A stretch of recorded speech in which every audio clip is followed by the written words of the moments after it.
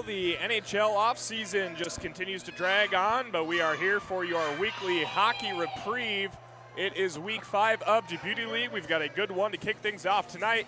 It's the Anderson group against Walser here in our first of 3 games on this Wednesday night in Edina. As always, Will Peterson alongside Peter Odney, Anna Baining down at ice level. Peter, is today the day that Anderson gets their first win?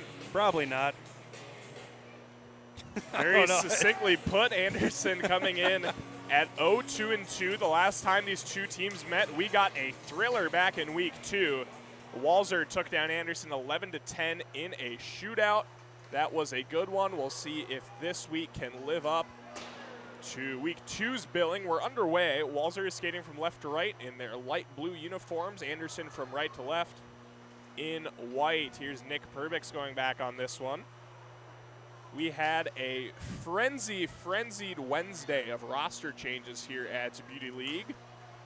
But what ends up coming of it, as there he is, Ryan McDonough gets his pocket picked, and going down is Johnny Brodzinski. He fires one over the net. Nice play, superstar. Ryan McDonough, one of the bigger names we have joining us here this week. A few other new ones. Jackson Stauber is in goal for Anderson. On the other side for Walser, they welcome in a transfer as Ryan Chesley hops over from the Anderson side. You know, he's actually tied for their point lead. I was surprised at that. I looked at your pregame sheet, and I thought that's got to be a typo, but apparently not. 9 points through 4 games. Here's Letary to the far side. Lindgren can't settle it down on his blade, and he will motor it into the corner. Sets up shop there. Now he'll bring it up high, drop it off for Bryce Brodzinski, cutting down the left side on the backhand, sends it across off the skate of Kaiser, and Jackson Stauber will sit on that one. Jackson Stauber, the Wayzata, Minnesota native, 6 career NHL games with the Chicago Blackhawks. Some very impressive NHL numbers. 5-1 record with very good goals against and save percentage. Now with Tucson of the AHL, I have a feeling we'll see him up in the bigs again soon. I hope so. Addison circling through in the slot, shot, save, rebound, fluttering around. Nice play by Will Francis there. Another new name this week for Walser, the UMD Bulldog. And Walser will work back. Brodzinski tips this one into the zone. Chesley, the first man there. He backhands this one to the right point. Brodzinski across, finds Bryce Brodzinski as Easton sent at that time. Now Bryce for Francis, poked at by Kaiser. A couple of UMD Bulldogs, 3 UMD Bulldogs actually, as Ben Steeves was in the corner there as well. Now Bryce Brodzinski off the one time, swept away by Kaiser to the left circle. Now he'll parade it up into the neutral zone. Will, I'll give you $100 if you can tell me what Will Francis's nickname in high school was. I know at UMD he was a big Franny guy. No. I feel like you've honestly told me this before, so I should really know this. Kaiser into the corner. You have got me stumped, Peter. Franchise. Oh, that's a good one. Yeah. You know how I know that? I do not. So Centennial during that year where they were super, super good. I can't remember the year off the top of my head. 2017? Was it 2017? Was it Here's that Joe long Hannes ago? fanning on a shot. I believe so. When they went to state, they were doing their lineup call in an episode of Dream State. I think it was the Hockey Day episode. And when they did their starting lineup call, they would say everybody's nickname, and they would do the franchise. And now I remember that's what his nickname was. Well, there you go. That was something you didn't need to know, but now you did. No, I'm very glad for that little tidbit of information about Mr. Will Francis. Easton Brodzinski up high, cutting inside on the backhand, stripped of the puck. Now he gets it right back off the stick of Aaron Huglin, who is back here, skated with us in week 1, now makes his second appearance here 4 weeks later. Easton Brodzinski, far side half wall. All the way up high, drops it for Nick Perbix, looking for our game's first goal. He'll pull it out, forced to the corner by Riley. Now our official will get in the mix there as well. Perbix gets it right back for Easton Brodzinski, and he rings the iron. Right off the crossbar, had Jackson Stauber beat, but a matter of inches on that one, and we remain scoreless over 4 minutes in. Would it be in poor taste to stand up and scream, "Wake up"? Earnestly a little slow, firing it through for Lindgren that time. Now here's Francis again at the right circle. We are stretching into the dog days of August now. Maybe some of these guys starting to feel it. Becker will retrieve this one out of the corner for Anderson. The 88s come together. Hughlin and Francis. Will Francis will take it over the line. Now here's Letary, right circle. His pass deflected by Riley. Drop pass for Francis. Nobody open in the slot. Becker will take it. He's stripped of the puck by Francis. And now finally taken by Hughlin. Over the line for Addison near side. Sea of blue jerseys. Nice backhand across for Mike Riley. Has some space. Oh. Riley shot, save made with the glove by Kaskasuo. Still scoreless over 5 minutes in. Yeah, it feels a little bit like last week where we had a scoreless game, I think almost 10 minutes in one of our contests, and then it opened it up a little bit later on. Johnny Brodzinski across and right on cue. Vinny Letary scores. There it is. The captain has his team leading 5th goal of the season for Walser, and it is 1-0 for the boys in blue. Right place, right time. Vinny Letary just waiting out in front and does his best. Zach Hyman right through the 5-hole of Jackson Stauber. Vinny Letary is 5th of the season, 1-0 Walser. Zach Hyman catches a lot of strays from us on the broadcast. I feel like every time there's a backdoor, I catch myself talking about him. There's Addison for Ben Steves, and Kaskasuo makes a great sliding save. If Zach Hyman is listening to this, I will eat my shoes. Well, don't be making promises you can't keep. Here's Ben Steves back. It's a 3-on-1. He's got Kaiser and Addison with him. Steves will keep it, and Kaskasuo redirects that one up into the netting. Where'd it go? It's still in play, and they're going to let him play on. I like that standard has changed here at DBL. I would say about week 3, they just started playing pucks off the net, and it gives it just that extra casual feel. I like it. The less whistles, the better. The people are here for hockey.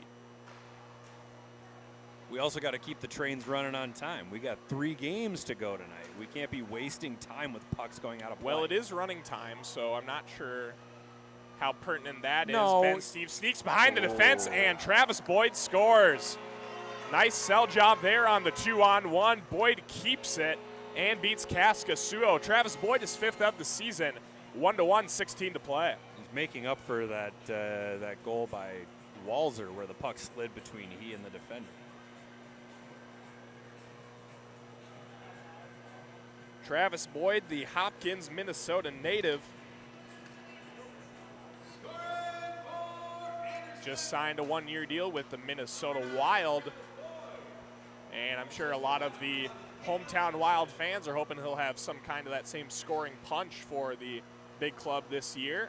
It's his 5th goal of the season, and we are tied up at 1. I think right now the Wild fans are outnumbered by the members of the Tampa Bay Lightning staff.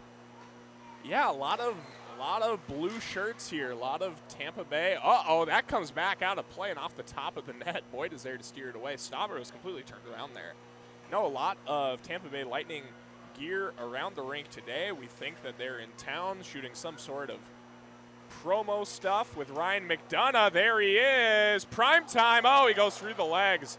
Pad save made by Kaskasuo. That would have been a pretty one. We would have seen that on all sorts of digital platforms, but Kaskasuo says no. Now Easton Brodzinski back the other way. Stick save made by Stauber. Out front, Lindgren. Pad save made. Rebound swept away by Riley up the right wing side. I'm not sure they're here for McDonough. They might be here for Nick Perbix. Johannes there. Rebound chance. And it comes to the near side for Brodzinski. Now Bryce Brodzinski up the gut. Cutting down low, looking to wrap it around. Pulls out into the corner. Anderson with control now in their own zone. 14-10 to play. Tied up at 1 here early. Kalen Addison meanders in over the line. Has Johannes up high. Goes through his legs to find his streaking Aaron Hughlin. Now here's Johannes. He can't settle it down. Gets it right back off the stick of Chesley. Brings it up high. And he's stripped by Bryce Brodzinski. It's a 2-on-1 with Brother Easton. He shoots. And a shot from quite far out on 2-on-1. I have a feeling Easton's going to be talking about that one on the car ride home. I wonder who drives. in Francis, that situation. how about that puck battle there? Kaiser and Francis are just going full bore. They spent quite a bit of time together on the UMD blue line, and boy, I tell you what, the intensity there looks like it's a Scott Sandlin-led practice, but they are just going at it here on an August night here in Edina. Scott Sandlin yelled at me when I was 13.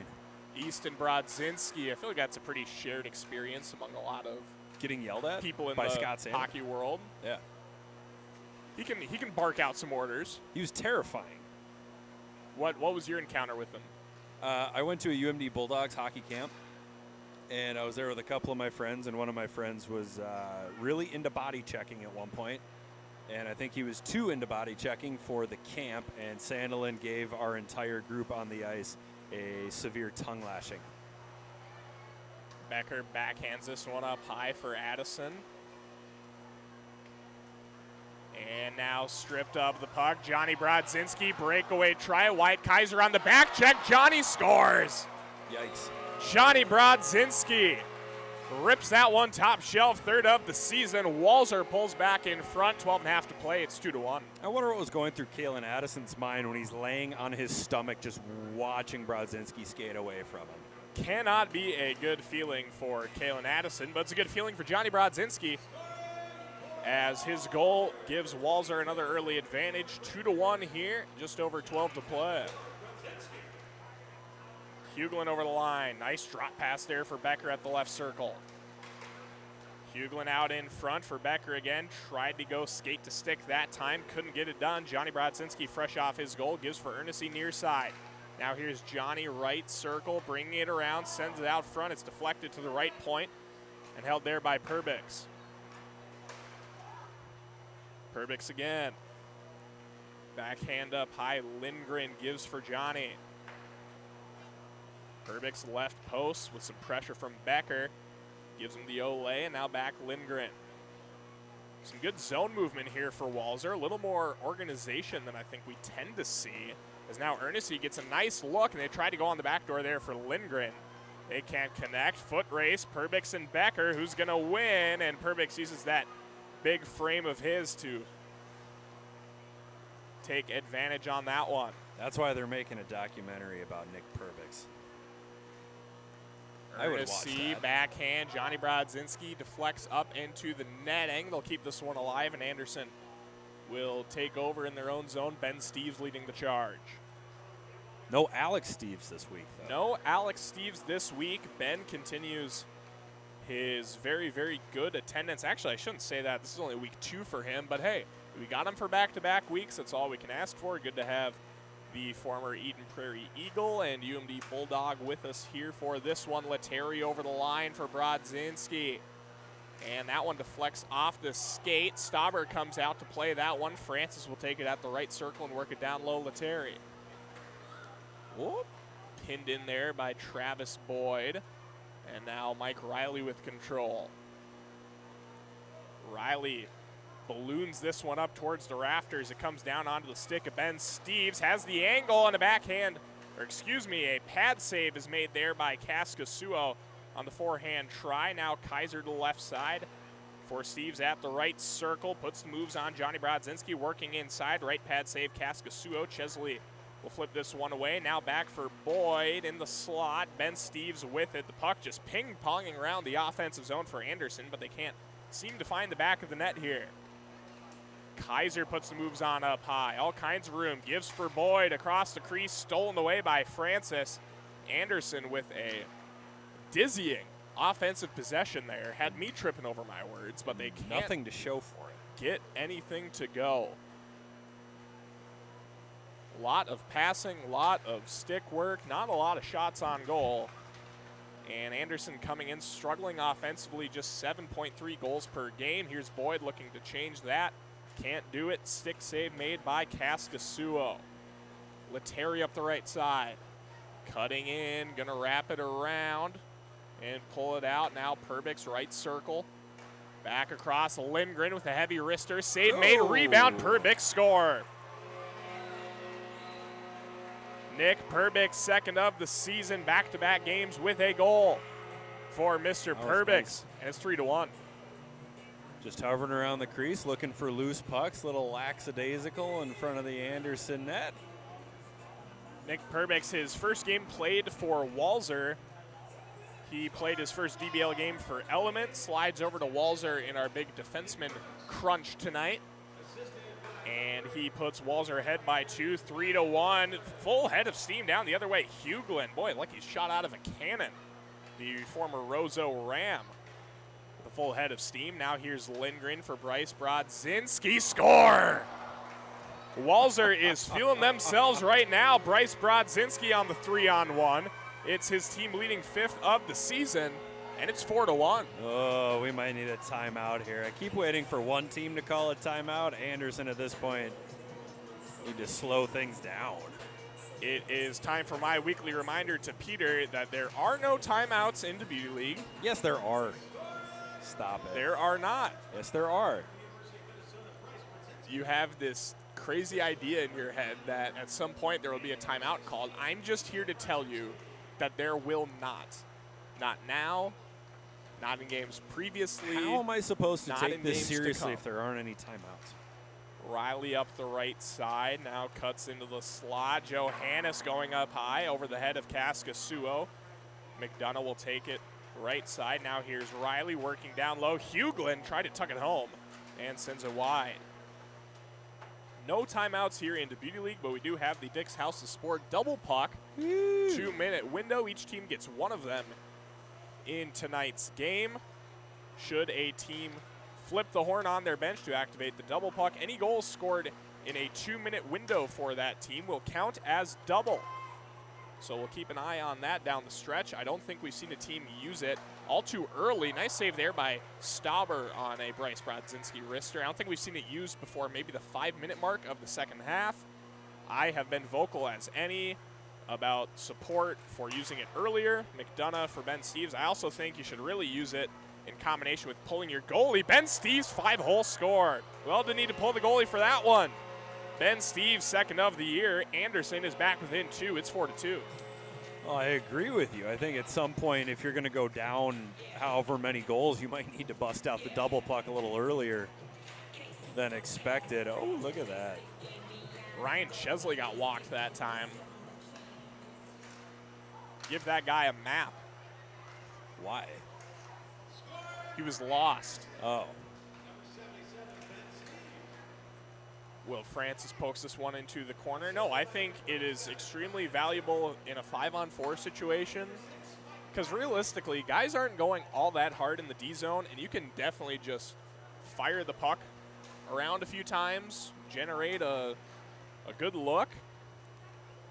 I would like to have a conversation with one of our coaches and pitch this to them because I really, really think you could be the difference maker. Well, maybe you can gain some traction with a Reddit thread or something about double pucks. Hop on Discord, Rumble. We have reached our point in the weekly broadcast where Peter tries to sound 7 years his junior, and Will Francis scores. Welcome to the Beauty League, Will Francis. Nice wrist shot that time. Walser back on top by 3, 5-2. Double puck. Don't think I would use it quite yet if you're Anderson, but things are not looking good for the boys in white. Team a lot of people liked as a preseason favorite. A lot of people praised Captain Brock Nelson's ability to draft. Coincidentally, Brock nowhere to be seen. Anderson at 0-2-2. And they say something about desperate times, and I'm not sure what desperate measures we might see from the Anderson coaching staff. But a timeout. I'm going to leave that one be. That doesn't sound desperate enough for you. No point getting myself worked up over something that Peter knows doesn't exist. Here's Walser with another chance. Josh Ernest on the breakaway score. Well, we already bid a welcome to Will Francis, but might as well pass it on down to Josh Ernest, the University of Michigan skater, with his first DBL goal of the season. 6-2 Walser. And they're pouring it on here in the first. Going from St. Thomas to Michigan. What kind of a jump is that? That's a little moving on up there. Yeah, he was a big candidate for the CCHA Freshman of the Year award. Had a stellar freshman season, and now we're going to get an offside call. Wow. He was committed to Wisconsin at one point, wasn't he? That would be Did he start his career at Wisconsin? He did not. He never played a game for the Badgers. His freshman season came at the University of St. Thomas. Hopped on over to Michigan for this past season.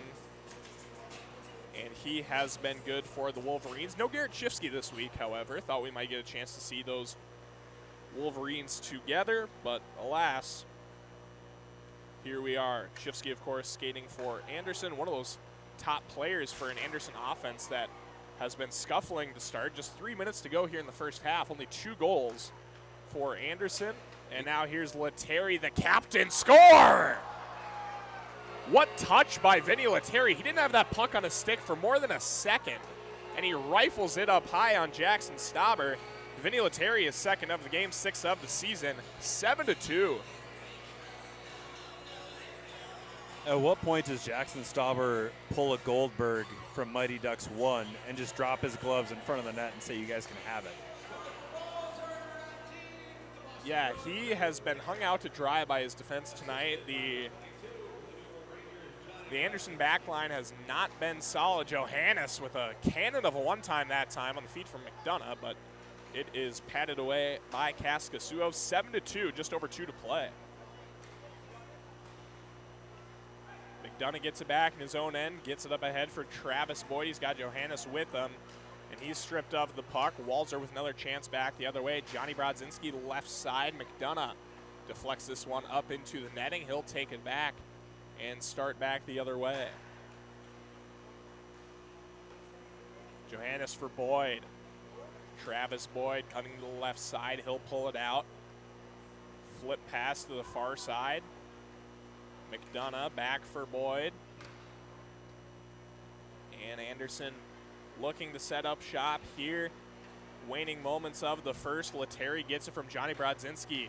2-on-1 back the other way. Out in front. Stauber gets across for that one and makes the glove save. Mike Riley, full head of steam. Might try to go coast to coast here. Ooh. Lost the puck that time. Chesley gets it back. Simple play up ahead for Lettieri. Into the corner. Walser with a 5-goal lead. I'm sure they wouldn't mind tacking on 1 or 2 more before the break. Here's Will Francis. Already has one. Can he get another? Cutting inside. Stauber shoulder save up into the netting.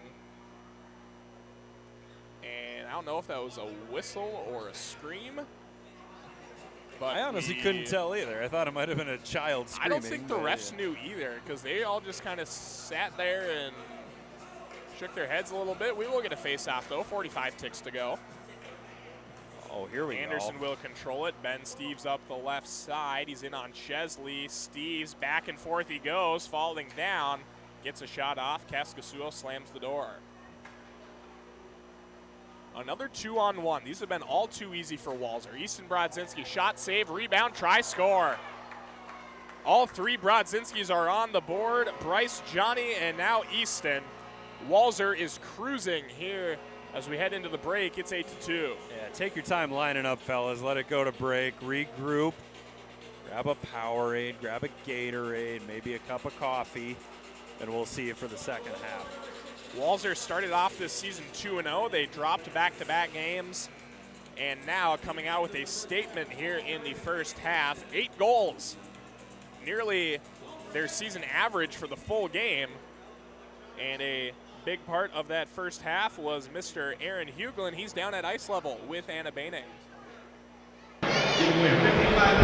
I'm here with Aaron Huglin, and Aaron, you're from Roseau, you grew up there, and there wasn't anything like a Deputy League back when you were growing up, right? Yeah, no, I just spent long hours on the North Rink up in Roseau. Any Roseau, northern Minnesota fan will know what I'm talking about. So. And yeah. If there was a Deputy League back in Roseau when you were a young boy, who was one player that you'd want to watch play in something like this? Oh yeah, there's a guy, Aaron Ness. I'm sure he's played here before. I used to look up to him. He's from Roseau, so I would love to watch him. Yeah. Well, I bet there's a lot of young boys out here, young kids who are watching you thinking the same thing. So Good luck in this next half. All right, thank you. Back up to you guys. Thank you, Anna. Good to hear from the former Roseau Ram, Mr. Aaron Huglin, one of Minnesota's best hockey communities. Now is as good a time as any to remind you that Anderson Group is a holding company that specializes in acquiring businesses in the construction industry. They aim to acquire synergistic companies with strong leadership, solid reputations, and high potential for growth, staying true to their motto, building on your good name. Walser is a multi-generational family business that is still family-owned and operated. The one-person, one-price sales model ensures a fast and easy car buying experience.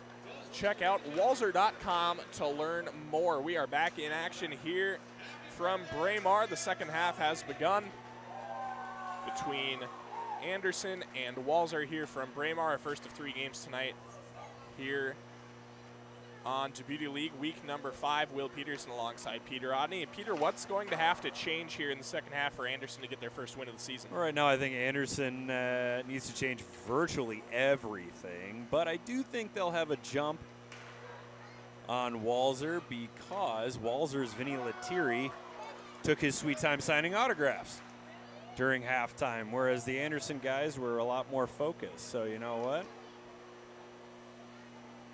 The captain, Lettieri, taking some time for the fans. Boo. During the break. Mr. Peter Odney, not about it at all. No. Wants him to be locked in. Locked in for the next 23 running time minutes. Oh, no. Easton Brodzinski, nice play by Stauber, sprawling to his left. Right there, Chesley up high. Walser looking to pick up where they left off here in the second half. Stretch pass from Kaiser, too far for Addison. Icing waved off. Kaskasuo settles it on the backhand for Lindgren. At this point, I'd let Kaskasuo skate the puck up. Just spice it up a little. You know, it's funny you say that because I think if any team should be trying that, it's Anderson. Jackson Stauber has actually scored a goalie goal in an AHL game this last year for the Rockford Ice Hogs. Whoa. Yeah, fired it from his own. I think they were up by 2 goals late in the game, and he said, you know what, why not let it fly, and splashed it down on the other end. The Rockford Ice Hogs have to be my favorite AHL franchise. Why? I had a Rockford Ice Hogs lunchbox when I was a wee boy. Here's a rebound try for Kalen Addison. He scores. Kalen Addison gets the second half of scoring underway, and it is a big one for Anderson as they look to scratch and claw their way back into this one. It's 8-3. Go back for a second. You had a Rockford Ice Hogs lunchbox? I did. A Rockford Ice Hogs lunchbox. It was pretty nice. It had a zipper and everything. I have family connections in the Chicago area. My dad, born and raised in Rockford. It was a fun little piece of childhood memorabilia. So instead of a Blackhawks lunchbox, they got you a Rockford Ice Hogs lunchbox. Yeah, because I was still a Wild fan. Oh my gosh. I don't have any crazy allegiance to the Iowa Wild besides, you know, generally cheering for their success. But Rockford's kind of my AHL team. Becker at the left post. Now Lindgren to the corner. Under 20 to play here in our second half. Walser 8, Anderson 3. Walser has dropped back-to-back games their last 2 weeks after 2-0 start. Anderson has never really gotten off the runway here in this 2024 season. And let's see if Jack Becker has anything to say. It's going to go just beyond him, and Francis will take over. Now Lindgren. Earnestly to the near side, Johnny Brodzinski. Brodzinski flips it through. Earnestly fires it wide. Joshua. Good try there for the Wolverine, but Chesley will come all the way back to get it. And you know, it's not a lack of talent either for Anderson. I mean, they played a game in week 2 where they had both Brock Nelson and Jake Gensel skating in the same game. Here's Riley firing it across. The return feed not on the same page. And Johansson will go back to get it. Now Riley has McDonough out front. Nice play, Kaskasuo, who has very quietly had a great game in goal for Walser. It's not a lack of talent. It's a lack of something, though. There's no zest. There's no zip. There's no juice in this Anderson lineup. Earnestly for Chesley, and it goes up out of play, so McDonough will take it out for Anderson. I like this informal, like everyone on the attacking team backs off, and then they let the The other team gets set. It's almost like checking it up in pickup basketball. It's got a good feel to it. I like it a lot more than the refs coming in and making everything official. I played a lot more pickup basketball than pickup hockey as a child. I would say the same. Me on skates, not a great look. Really? Ugh.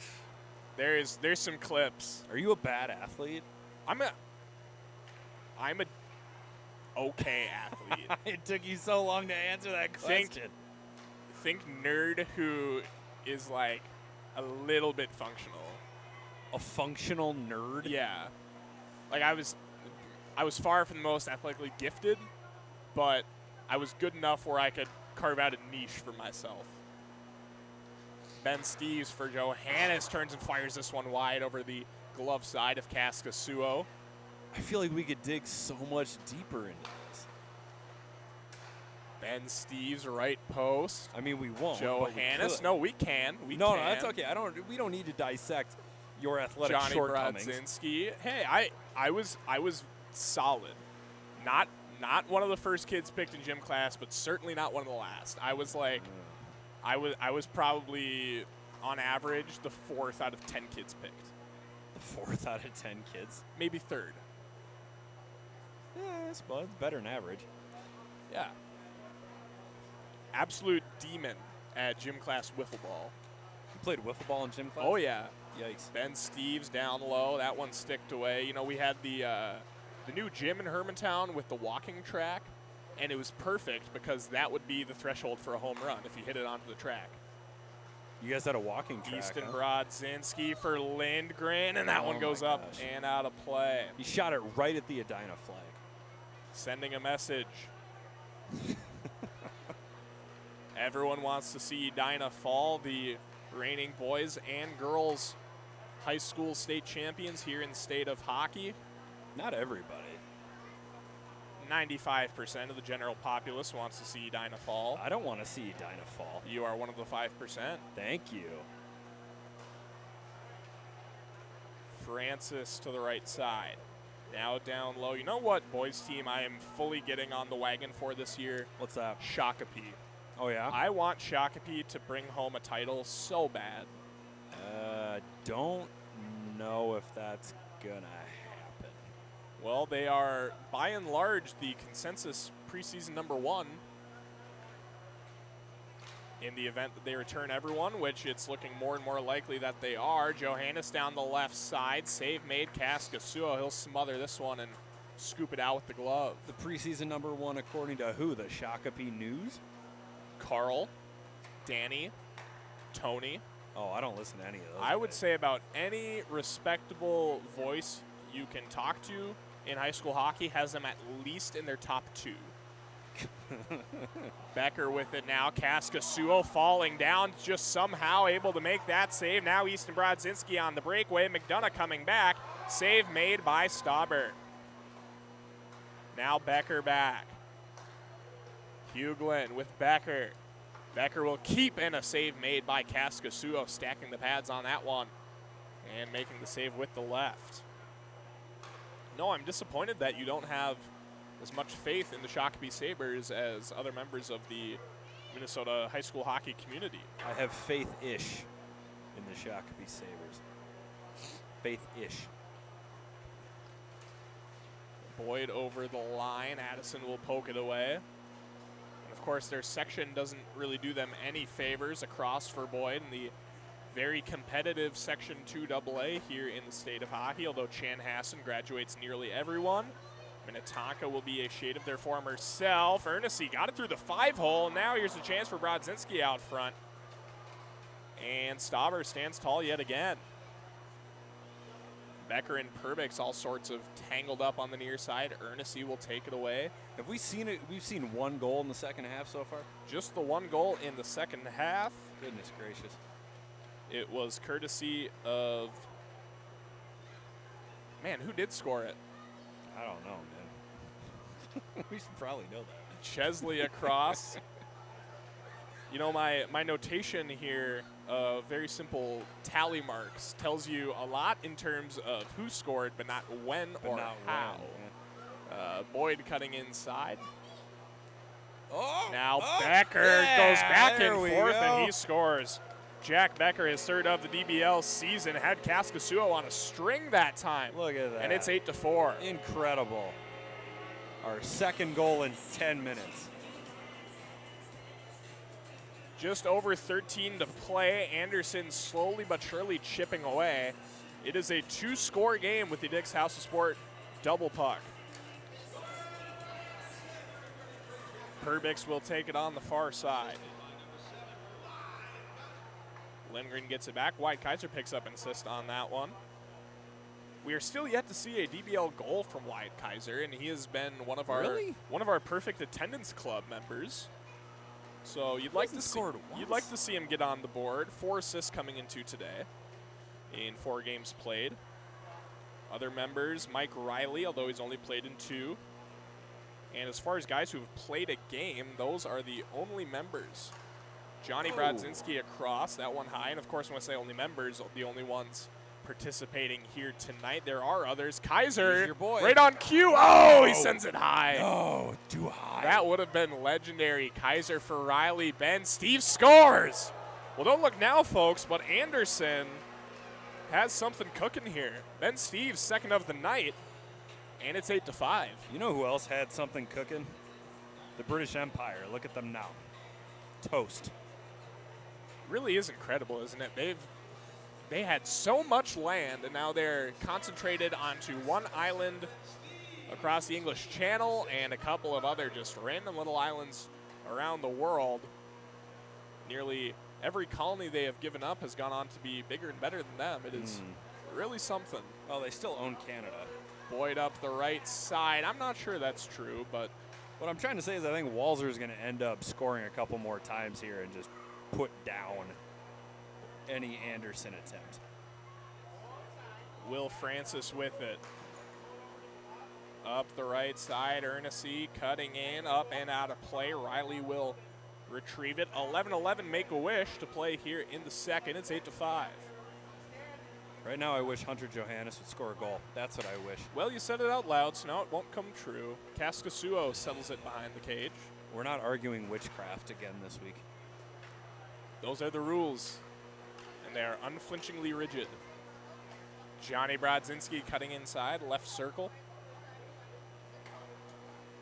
Up for Chesley, the Matamidi native inside. Rebound, try, they score. Oh, the Empire begins to crumble. Throw that hat. Vinny Lettieri with a hat trick. Welcome back to the Walser captain.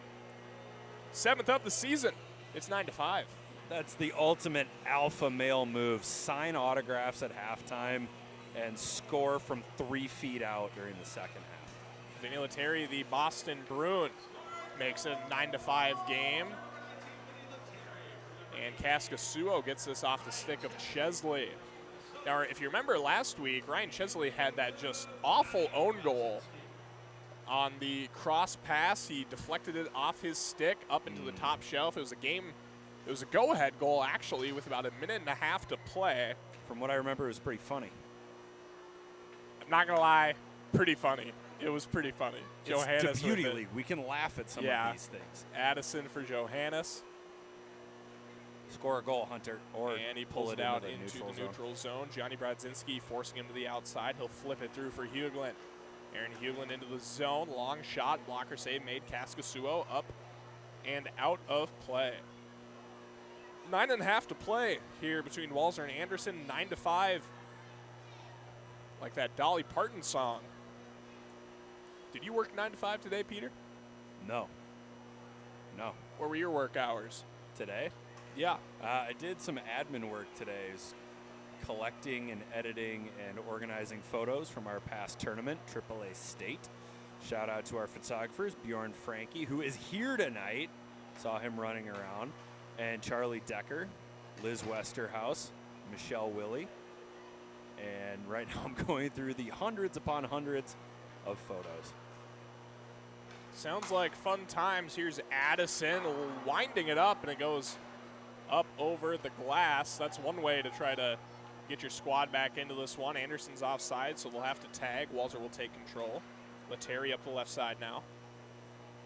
What do you think the record is for goals in a game? Beauty League? Beauty League? We might have to get Mr. Craig Roberts on that. So, Craig, if you're listening, go ahead and shoot us an email, and we'd be happy to share that. Addison with it. Mr. Craig Roberts, one of the best in the business at what he does, and what he does is numbers. I bet he's really good at Excel spreadsheets, too. Like, he just strikes me as that type of organized, analytical person. Easton Brodzinski cutting inside. Stauber, shoulder save made. Rebound to the near side. Kaiser stretch pass broken up by Perbix, but he gets it right back. Now Boyd. Over the line, has Riley with him. Gives for Riley, and he rings the post. Boyd a rebound. Oh, it flutters over the net. Another rebound try, and Jack Becker can't put it home. Bryce Brodzinski. Save made. Boy, would that have been a dagger. Just an absolute momentum killer to have 3 open looks and then give up breakaway goal, but Bryce Brodzinski can't finish it. He might be able to this time. Nearly an own goal off the skate of Wyatt Kaiser. Now Lindgren gets it back. Blind pass into the middle off the stick of Mike Riley. And now taken by Becker, back for Riley. Just over 7 to play. Pace picking up a little bit here down the stretch. Both teams still with use of the Dick's House of Sport double puck as Riley's shot is sent wide. The near side played by Lindgren. Becker in there as well. Anderson getting a little bit tighter on pucks. No, they have a 4-goal lead to overcome here late in the second half. Still got that double puck. Boyd, backhand flip for Riley. He's into the offensive zone. Drop pass, Boyd cutting inside, bumped off the puck. Riley gets it back up high. Shot save, rebound try. Becker, another rebound try. Kaskasuo shutting the door. He has had a very, very solid game, Casimir Kaskasuo, here in this one. Yes, he has. 2-on-0, Easton and Bryce. He fell down. Oh, Stauber stays with it and makes the save. Jackson Stauber, ring 10 bells for that one. I wonder how many photos the Tampa Bay Lightning PR people got of Ryan McDonough falling down at the blue line. Addison, backhand tries, save made, Kaskasuo. Casimir Kaskasuo might just win MVP honors in this one. Vinny Lettieri makes a strong case as well, but one of the best performances of the season for Mr. Casimir Kaskasuo. This is the best Beauty League goaltending performance I've seen since Skylar Vetter. Well, there you go. Some high praise. Bryce Brodzinski over the line. Drop past Chesley's. The gold helmets link up. Ben Steeves tried to spring Johannes back the other way. Chesley gets it back. Cuts into the slot. No resistance. Johannes will sweep away the rebound. I think you might have been surprised that there was such little resistance. Francis on that gets play. it back. Boy, you talk about net front intensity, and there is none of it for Anderson right now. Just letting Walser do whatever they please out in front of the blue paint. Jackson Stauber, I'm sure, will get in White Kaiser's ear in the locker room about that. The former teammates with the Ice Hogs. Look at that. All kinds of room for Bryce Brodzinski. And now the net comes off. We'll get a whistle. Where are the Ice Hogs based out of again, Will? Rockford, Illinois. Nice. One of the golden suburbs of Chicago. I mean, I had some ridiculous lunch boxes in my time, but never one from the AHL. How can it get any more ridiculous than the AHL? I don't know. I had a Wishbone lunchbox. The There you dog that told stories. That's pretty great. Yeah. Lindgren up at the line for Ernest near side. Under 5 to play here in our opening game. Feels like this one just flew by. I feel like we just sat down to start this one. You know, it feels half and half for me. It has gone by quickly. I'm surprised there's only 4.5 minutes left, but there have been portions of this game. I'm sorry. It's been like pulling teeth. Ernest C. from a sharp angle. Save made Stauber. That reminds me, I should probably go to the dentist. Anderson back the other way, and that one up into the netting. Johannes skies it into the protective netting here. Just over 4 to play. Both teams still with use of the double puck. Oh, we're going to press the button here. Coach down on the Anderson bench has the finger on the trigger. And I'm telling you, you're down by 2 goals. Get Jackson Stauber up out of there. I would also hit that right now. Kaiser out front, Ben Steeves. You've got possession. Call Goes the past goaltender. him. Press the button. Now Steeves at the left half wall, cutting inside. Huglin shot, save made. Kaskasuo with the left shoulder, and he shovels it back for Lindgren. 3.5 to play here in Edina. Game number 1 of our DBL triple header here in week 5. Lindgren for Johnny Brodzinski fighting through. Mike Riley gets it back. And maybe now is the time they'll light the puck. There Light it the lamp goes. for the double puck. There it goes. We'll keep an eye on Jackson Stauber. I don't know how forward-thinking the coaching staff is. Kaiser. Oh, he had my Kaskasuo goodness. fooled. And once again, really testing the structural integrity of the mesh netting here at Braemar Arena. We're going to need a new back net. Letary shorthanded try score. Oh, it goes off Kaiser again. Up off the stick of Wyatt Kaiser. Unbelievable. You can't make it up. Vinny Letary, it's his 4th of the game. He has single-handedly doubled his DBL goal count here in this one. Oh 10 to 5. Yeah, she goes off Kaiser's stick. The one time Wyatt Kaiser decides to back check, it ends up off his stick, top shelf. That is killer. It makes it a 3-score game here late, 10 to 5. Still a minute and a half of double puck time for Anderson, but things are not looking good. Oh, poor Wyatt Kaiser, man. McDonough. Oh, no! Huglin. Terrible. Aaron Huglin can't get it to go. Riley gets it back. Oh, my gosh. Fires it over the net. Anderson is just a frustrating watch right now. Boyd fans on it. Riley gets it at the right side. I don't know if we have a DBL trade deadline, but I have to think that coaches Paul Martin and Taylor Chorney will be selling the farm for Anderson. They need some future consideration to rebuild this program. McDonough sends it back down for Riley. Up and out of play. Now, just for kicks, Walser will also use their double puck. We'll see if that comes into play. Just 4 kicks. They're going to score right here. They're going to score on this possession. Oh, and There's the an empty net. The net is empty as well. Oh. I tell you what, Anderson came in with an already poor goal differential of -12, and they have the potential to really blow it up here with the empty net on the double puck. Well, it's a good thing that HBO is not following around this team for an episode of 24/7. Otherwise, I don't know if they'd be allowed in the building. Speaking of HBO, you happen to catch the new Hard Knocks? I did. It was terrible. Really? Yeah, it Interesting. was super lame. A little give and go that time. It's a lot of Joe Shane sitting there going, how are we going to do this? This guy makes sense for us only in this market. Backer inside for Riley. Save made. Kaskasuo, who I think there should be co-MVPs in this one. I would give half to Letary, half to Kaskasuo. Becker's save is made that Just time. Kaskasuo. Just Kaskasuo. Vinny's got 4 goals. So? Without Vinny, this is a one-goal game right now. Yeah, a 1-goal game. They could still win without Vinny. Without Kaskasuo, they're 45 seconds to go. Hot puck time over for Anderson. Well on their way to going 0-3-2. 0 wins, 5 games in. That just hurts. Yeah, here we go. The double puck will take Walser through the end of this game. Easton Brodzinski has an empty net. McDonough forcing him outside. Bryce cuts to the net front on the backhand. Double puck goal. Bryce Brodzinski, a little stat pad there for the Blaine Bengal. 12-5. And that is going to be our final score here from Edina. 10 seconds left on the clock, but I don't think this puck is going to be dropped again. Nope. Not if we have any respect. So Walser with a huge bounce back after last week's tough loss to Tria. They are back in the win column. They advance to 3-2. Anderson firmly in the cellar here in the DBL standings through 5, 0-3-2. Johnny Brodzinski, your player of the game. Why? A goal and 4 assists for Johnny. Would not have been my first or second pick, but Johnny will sign a puck and flip it up to the loyal fans here in attendance. Peter, your overall takeaways from game 1?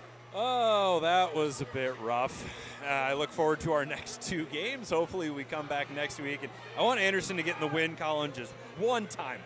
Just one time I want Anderson to get in the win column. But I see a kid wearing a Waves hat from D2, the Mighty Ducks, so now I'm in a better mood. Well, there you have it. It's a 12-5 final. Walser over Anderson. We'll have to wait one more week to see if Walser can finally get in The win column, Johnny Brodzinski, the last one off the ice. A good amount of autograph seekers here this week. I would say the most we've seen here in DBL. Of course, that's what this is all for, is for the kids.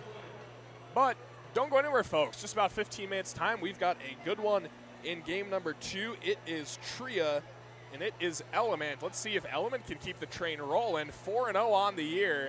Some would call him the anti-Anderson.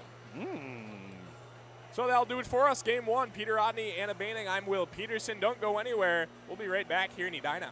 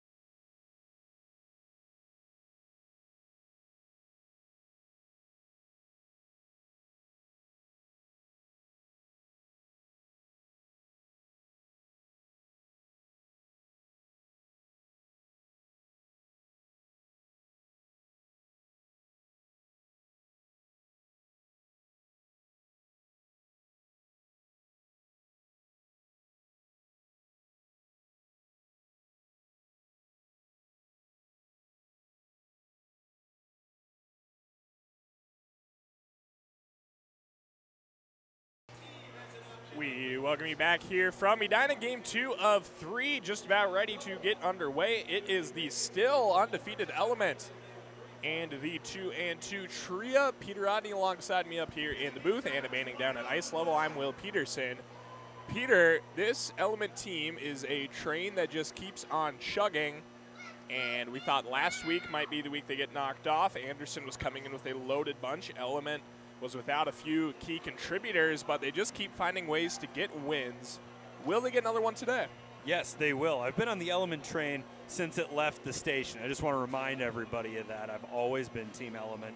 Captain Derek Forbert's not here tonight. They proved they can win without Derek last week. Dennis Chalowski returns, and I think he leads the league in assists, doesn't he? He's a bajillion of them. He doesn't anymore.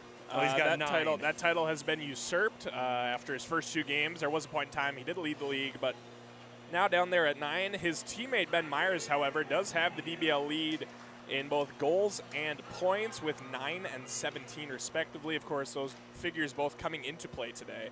Eric Howell on the other side also has a share in the league goal lead with 9 as well. The puck has dropped. We are well underway. Tria led by Nate Schmidt, who just fired that pass. It got intercepted. Element coming out with some zip here. Myers with it. Element will skate from left to right in their light blues. Tria from right to left in their black uniforms. Eric Hall up the right side. He's in on side, the near side for Grant Doctor, one of the last-minute lineup additions for Tria. Mr. Grant Doctor coming to us out of Northern Michigan University. Myers backhand flip to the near side, Livingstone. Chalowski makes his way into the zone. Are those some new gloves on Dennis Chalowski? It looks like he has new gear since we last saw him. I don't think he was wearing blue and orange. That's a really good question. It's certainly not red and white. Did Dennis Chalowski get traded over the last week? Is that why he wasn't here last week? Schultz to the far side for Rao. Back across. Schultz taps at it and is gobbled up there by Groznik. We will take a quick search on the good old internet machine. The last time I heard from Dennis Chalowski, he was tendered a qualifying offer. And, you know, I think he's just back to wearing his Bridgeport gear because that is who tendered him a qualifying offer. But I do not remember seeing him in that gear before. He might have still been rocking the Detroit Red Wings garb as Brink has that one saved. And the new goaltender Carter McPhail will sweep it up ahead for Hull.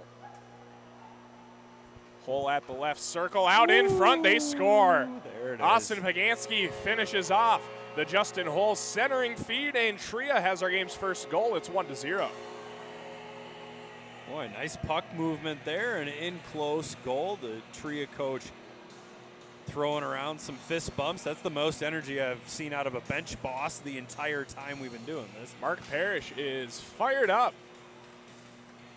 as Tria is off to an early 1-0 lead. We do not have a scoring drought to start this one like we've seen a few times thus far. Thank goodness. Here in Beauty League, we are going for it here early. Matt Anderson in his own zone being harassed by Ryan Sandelin, a fellow Hermantown Hawk.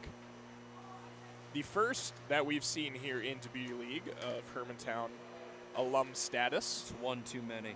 Oh, backhand goal. Boy, that was filthy. Right there, Element has an answer. It's Matt Anderson's 4th of the season, and it's 1-1. Holy Hannah, what a backhand shot. He got a lot of power off that one. Good answer there for Mr. Matt Anderson, and Element with a quick right jab response. Under 20 to play, it's 1-1.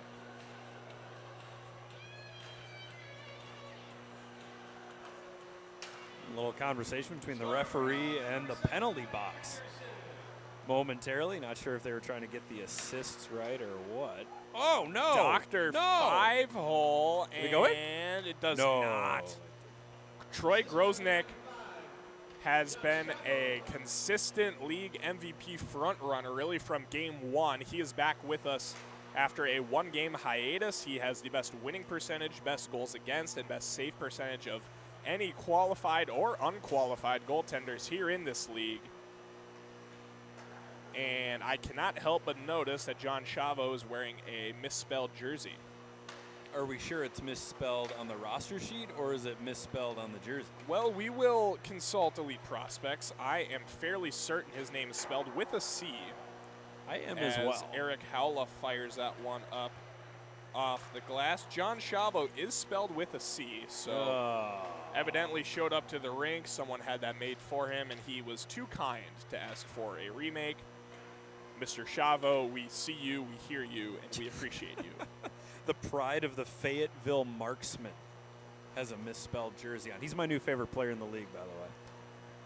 Yeah, you've certainly taken a liking to him since we got to the rink. I have. I have the utmost respect for anybody who has the hockey gall to go through teams like the Huntsville Havoc, the Macon Mayhem, the aforementioned Fayetteville Marksmen, the Mississippi River Kings. He's also spent time playing hockey in Kansas City and Pensacola. I don't know. I have a thing for guys who are willing to play wherever. Nick Dowd off the bar, but evidently it stays out. Thought that one might have been off the inside. Our official quickly waves it off, so we will skate on under 18 to play, tied at 1. Great passing display there from Element, showing some real zip on that puck. And how about Ben Myers skating back to join this rush? Howla has Pagansky out front, sends it through to him. Is it in? I think it went in. Troy Grosnick now getting to his feet. Where's the puck? Where's the puck? It was under him the whole time. It stays out. I don't think it was under him the whole time. And Troy Grosnick stands tall. Element makes the stop. Might have to take another look at that one. I don't know about that one. As Rao is over the line. That was a close play. We will hand over the janky little replay monitor that is my laptop to Mr. Peter Odney and see if he can make a determination. He cannot tell. So we will assume that the refs got the call right and skate on. Tie game here under 17 to play. Rao into the corner. Forced in there by Bobby Brink. Good to have him back with us here for his third DBL game. 2 goals, 3 assists in his first 2. Bobby Brink and Grant Doctor linking up. If memory serves, I believe they were both on a Minnetonka Bantam AA team that won a state title. Minnetonka won back-to-back state championships. 15-16, was it? Sounds about right. 16-17, somewhere around there. Here's Nate Schmidt, the Tria captain. For Jackson Cates out front, gets to the net. Save is made by Grosnick. Cates got it back, but the pass deflects out into center for Jimmy Schalt, who looks like he is now wearing San Jose Sharks gear that I can't say he was wearing last week. Looks like he's got a Sharks helmet on. I don't think he would have borrowed it from Kalen Addison. And it's not a recent acquisition, but I feel like a lot of these guys are just getting their custom gear for the next season. Maybe their new stuff, and they're starting to break it in, because Jimmy Schalt had already been signed to the San Jose Barracuda of the AHL before we started league play here. And the same goes for Schalowski. So none of these moves are sneaking up on us, but it's just all of a sudden this guy's got a new color helmet and gloves. You start poking around a little bit. And a nice catch by a fan in a gold University of Minnesota sweater as the puck hops up out of play. And that fan going home with a souvenir. It is getting to be that time of year. We're into August now. Some of the pro clubs are making contact with their guys. The equipment orders are going out. They want to break in helmets and gloves and what have you. Yeah, Schalowski just had the puck there at the left point. He's got the new blue and orange gloves as well as the breezer covers. The boys are getting kitted out now before the season starts. Well, if they ever want to get rid of any of their old stuff, be sitting right here for the next 4 weeks. Jackson Cates up the right side. Has Holla with him. Drops it back for Hull. Now across for Holla. Ran out of room. Tries to wrap it around. And here's Johnny Chavo back the other way. Chavo with Hull back checking. And it goes wide. Good positioning there from McPhail. Centering pass. Settled down by Jackson Cates. Gives it back for Schalt. Now here's Holla in with Hull. 2-on-1. Holla shot. And once again, Grosnick, he just Hasn't had a really good idea of where the puck has been all night, but he's making the saves. You know, if John Chavo would have had that breakaway on a roller rink, he would have scored. Chavo down low for Myers. His shot is saved by McPhail, and he will stand up on top of this one, get it clear for Doctor. Doctor, one of the few players here in DBL rocking the full cage, of course still playing his college hockey. Now with the University of St. Thomas after transferring over from Northern Michigan. One of the top blue liners for the St. Thomas Tommies. Cutting inside, Nick Dowd. Kind of just left it behind, but it hops up off the pad of McPhail. Now Holla down the left side, forced off by Livingstone. His shot goes high and wide. Takes a crazy carom off the end board. Livingstone for Chavo near their own bench. Holla pokes at it, and it'll be Grant Doctor settling it down. What a wicked bounce that took off the glass. Almost turned into an offensive chance for Tria.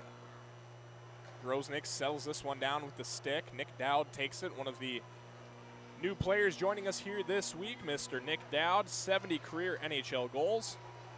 Skating with the Washington Capitals as he has for the past several years. He has found a nice home out in our nation's capital. Nick Dowd back.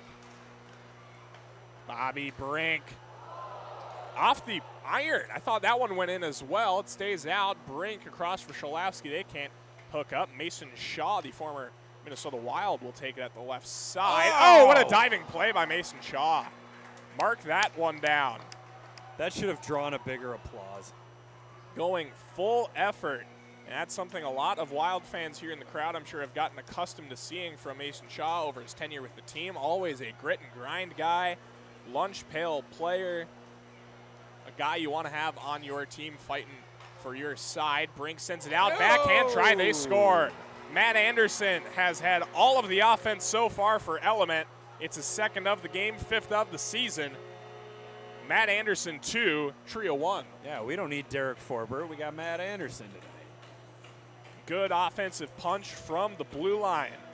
Matt Anderson of the Toronto Marlies makes it 2-1.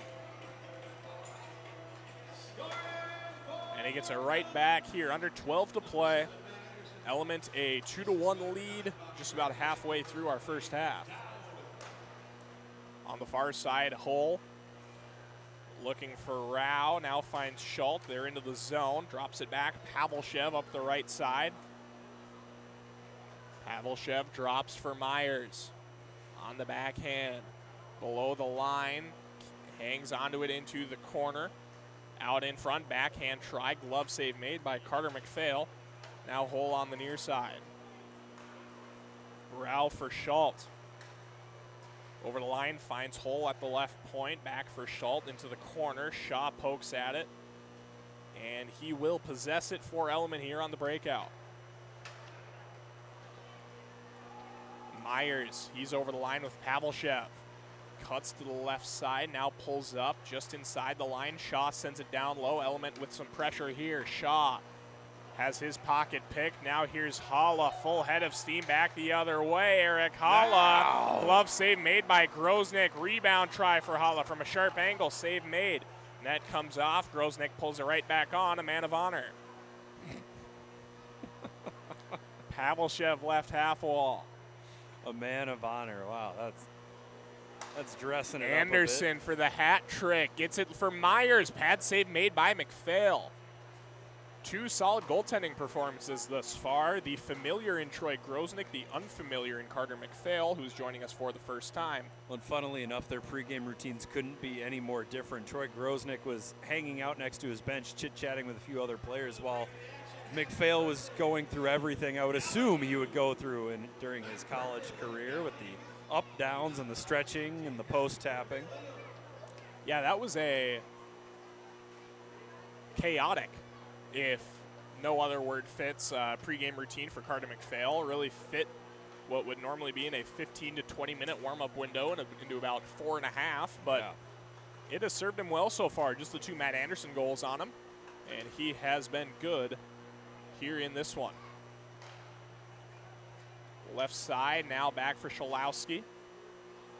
Peter, you were very excited to hear that Shalowski would be joining us here in this one of your favorites to watch, even just coming into Deputy League, but now especially you have quite the affinity for him. Well, now he's tied with John Chavo for my favorite player in this entire league. If Chavo sticks around for one more week, I don't know. Might swap my Chalowski jersey Grosnick for a will misspelled Chavo jersey. drop this one off for Bobby Brink. His backhand pass is intercepted by Rao. It skitters around out at the neutral zone. And now sent back in by Chavo. McPhail will play this one near the trapezoid. There is no trapezoid on the ice here at Braemar Arena. Not yet. Not yet. Rao for Schultz, right circle, breaking it inside. Chalowski forces him outside. Now Pagansky with a try. He scores! There it is. Boy, I think Livingstone kind of acted as a screen that time, and Troy Grosnick's going to finick with his protective gear, but Pagansky with a nice snipe there from the left circle. We're tied up at 2. He can do his best Nomar Garcia-Parra impression that he can. It's not going to stop the fact that he just let that puck go by. Yeah, Livingstone just kind of cut right in front of the hands. I think he saw the puck the whole way, but didn't quite get a good indication of when the release would come. Anyway, you slice it, 2-2, less than 8 to play. Grosnick makes this glove save on that try. Element with possession working back the other way. Brink to the far side. Nick Dowd had Shaw out in front. Couldn't get to him. He will pull it back out. Now send it low. On the backhand, Bobby Brink can't find Twine. It clears back out into the element zone, and Anderson will go get it. 2-2 your score, under 7.5 to play first half. Week 5 of Deputy League here from Edina, and I feel like we've been saying this all summer, but after tonight's game, we will now be over halfway done. Hala inside. Grosnick again just can't find the puck, and now we'll sit on it. Anderson with it. No, Peter, we've only got 4 more games here together. Oh, no. After this? Oh, no. Where has the time gone, my friend? I don't know. The days get shorter. The years feel longer. I'm getting old. Ryan Sandlin over the line, left wing side. Now Element with numbers back the other way. Dowd in with Pavelchev. Dowd pulls it out, finds Anderson right side. Pavelchev up high, stripped by Hala, sends it too far. Grosnick will pretty easily play this one. Gives it up for Anderson. I'm somewhat disappointed that the score did not allow for Jackson Stauber to try another goalie goal, because we know he has experience with it, but unfortunately the stars did not align in our earlier game. If you missed it, Walser took down Anderson by a score of 12-5. Anderson remains winless here in the DBL season. Jackson Cates' shot is swallowed up by Grosnick, and he'll keep it in play. Pretty sure they might be having a team meeting after tonight's game, trying to get into the win column. It's proving a little harder than you might expect. How do you have a team meeting without your captain, Brock Nelson? Is he joining us by Zoom? No. He's more of a Skype guy. Doctor kick save made with the left pad. Hala, backhand try, Grosnick. A glove save with a little bit of flair that time. Look at that. Look at that. How much would you be willing to bet that Grosnick played baseball as a child? I would say there's about 50-50 odds. 50-50? If he played baseball, I bet he played shortstop. Troy Grosnick from Brookfield, Wisconsin. Well, that Brookfield, that tells me he was probably a multi-sport guy, so I would bump those odds up a little bit. We'll have Anna ask him at the break. Yeah, we'll ask find him out. about baseball. Ask him about something that has nothing to do with this game. Tough day for the Twins today, while we're on the subject. Did they lose? Yeah, tough third inning. It was a blow-up inning. Here's a centering look, and Grosnick makes the save on the redirected shot that time. It was a tough third inning. Joe Ryan exited before throwing a pitch with right pectoral tightness, replaced by the new deadline acquisition, Trevor Richards. Here's a shot from Schultz that is gloved down by Grosnick. No, the new deadline man, Trevor Richards, was, for lack of a better word, putrid. 5 walks, 2 wild pitches, It was a big third inning for the Cubs, and they just never really looked back. It was an 8-2 final as McPhail kicks this one away. A big weekend series coming up for your Minnesota Twins. 4 games with the division-leading Cleveland Guardians, and a chance to make up some ground in the American League Central. I feel like the Twins might need to overhaul the strength and conditioning staff. They seem to be dealing with injuries all the time. I would say this year has been better than last year. Last year was a struggle for them to keep more guys. And to be fair, credit the organization. They have developed some pretty great organizational depth, especially on the position player side of things. They have, but if they can't stay on the field, it doesn't matter. But what I'm trying to say is even if you have 1 or 2 guys go down to injuries at any time, when you have 15 or 16 capable position players in your organization, it makes it a lot easier to stomach losing a couple of guys. Not if that's Byron Buxton. Now, you can't. Or Brooks Lee or Royce Lewis. Brooks has been healthy. Here's Joe Holla Ryan. over the line. Holla backhand try. Grosnick save. Now, don't play the Byron Buxton health card with me, young man. You are going to get a very fired up Will Peterson if you. Is he hurt? No, he has been completely healthy for all but maybe 12 days of this season. Give it a week. He is performing at a Superman level, and yet Twins fans just continue as Nate Schmidt fires one on as Grosnick makes the save. No, Twins fans continue to spin this narrative about Byron Buxton. Oh, What he's always hurt. narrative? He's always hurt. Well, guess what? He is playing one of the best seasons of baseball that he will ever play in his career, and some people are too stuck in their ways to just sit back and respect one of the game's best talents. And it drives me up the wall. Here's Shaw's shot that is deflected up into the netting by McPhail. And that one actually might have ended up out of play. So we'll get a face-off to reset things with a shade over 2 minutes to play here in the first half. A low-scoring first half, 2-2 between Element and Tria. Oh, I'm sorry. Did you just say Buxton was hurt? No. How far up the wall are you? Don't push me any farther.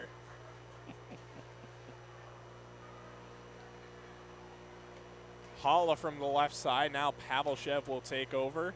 There are a select cohort of athletes that I will get very fired up about, and Byron Buxton is one of them. Who's another one? Holla down the left side. Kirk Cousins. One time look. Jackson Cates scores. I'll get fired up about Jackson Cates. 3rd goal of the DBL season. Tria has a lead. It's 3-2. Oh, look at the follow-through on this one-timer. Perfect transfer of weight. It's like watching ballet. Boom. Short and succinct stroke there from Jackson Cates. Generates a lot of energy with that one-time look. The former Stillwater Pony, the former UMD Bulldog, and now the current, guess who he plays for, the Rockford Ice Hogs. Oh, I was going to say the Tucson Roadrunners, but Rockford works too. Last minute of play here in our first half. Tria looking to play spoiler. Let's see if Element has an answer. Dowd and Pavlshev can't hook up. Nice play by Hull to break it up. You were telling me about Nick Dowd before we came on the broadcast. What an interesting background for Nick Dowd. Yeah, Nick Dowd, one of 3 NHL players to hail from the state of Alabama, Huntsville, Alabama. Here's Holla. His shot goes high. Ended up playing high school hockey at a private school in Indiana, and then went on to St. Cloud State University, where he met his wife, recently married, and he has gone on to have a very successful pro hockey career. You said British parents too, right? Born to British parents. I don't know how they ended up in Huntsville, Alabama, but they got to be the only Brits in Huntsville. 5 seconds left. Element needs a tally before the break. Schalowski for down. They score! Oh. Buzzing, beating goal from Nick Dowd. The British are coming. We're tied at 3 going into the half. Wow, what a way to end the half. Nice work, Team Element. Always believed. There is an answer for Element. A very low-scoring first half. Some good hockey being played on both sides. We are tied at 3 going into the break. And we are... Oh, would you look at that? We have Jimmy Schultz down at ice level. Peter, your favorite, Anna Baining down with Jimmy Schultz. They are getting ready down there. And we will send it down there. Anna Baining is waiting at ice level. I'm here with Jimmy Schulten. Jimmy, if there was a Debuty League back when you were growing up, who is one player that you would like to see play in a summer hockey league like this? Mark Parrish, probably. I think that'd be really cool. Other than that, I don't know. Guys that are already here, like Nate Schmidt, Justin Hall would be cool to watch. Fortunately, I do get to watch them, so yeah, a lot of fun. I think this is cool. So what do you like about Mark Parrish's game back when he was a player? I just think he plays the right way, you know. It's something about going to St. Cloud State. They just teach you the right way to play. Just kidding. No, I just remember watching him play growing up. I remember he's a city's guy just like me and played at St. Cloud, so I like it. Thank you, Jimmy. Good luck in this next half. Back up to you guys in the booth. Thank you, Anna. Good to hear from Mr. Jimmy Schultz. Peter, a personal favorite of yours. Yes. Element Electronics started with a simple belief that every home should have access to televisions with the latest technology. Element is the only major television company to assemble products in the U.S. For more information, visit elementelectronics.com. Element Electronics, bring it home. Tria is proud to provide world-class orthopedic and sports medicine care for the athletes in the Beauty League. Whether you're a professional athlete or weekend warrior, you'll get the same expert orthopedic care when you're treated by Tria. Schedule online today at tria.com. Back in action here from Braemar. 22 and a half to go in our second half. It is 3-3 between Element and Tria in our second of three games. In week 5 of the DBL season, Bobby Brink over the line, drops it off for Livingstone right side. Back for Brink. Myers was wide open out in front. Good play by the captain, Nate Schmidt, to break that one up. Pagansky takes it out near center ice, gives it up for Hull. Pagansky, Hull, and Rao into the zone. Schultz will take it up high. Tried to find Hull, intercepted by Livingstone. He springs it up ahead for Brink. Schultz intercepts again. Scholowski involved in that one as well.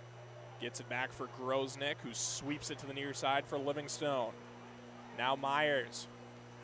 Scholowski puts that one high. Karam off the end board, nearly ended up in the back of the net. Myers will take it into the corner, forced there by Schultz. Here's Sandelin. Bearing inside, drops it off for Holla. Back for Sandelin, he scores! Hermantown go crazy. Ryan Sandelin gets the second half of scoring started. It's Tria 4, Element 3. Wow, look at that puck movement. Look at this drop pass. Look at the backhand. Zip. Bloop. Net was off. Net was off. Net was kicked off by Troy Groznik. This one's going to stand. Welcome to the 2024 DBL season, Mr. Ryan Sandelin. It's 4-3.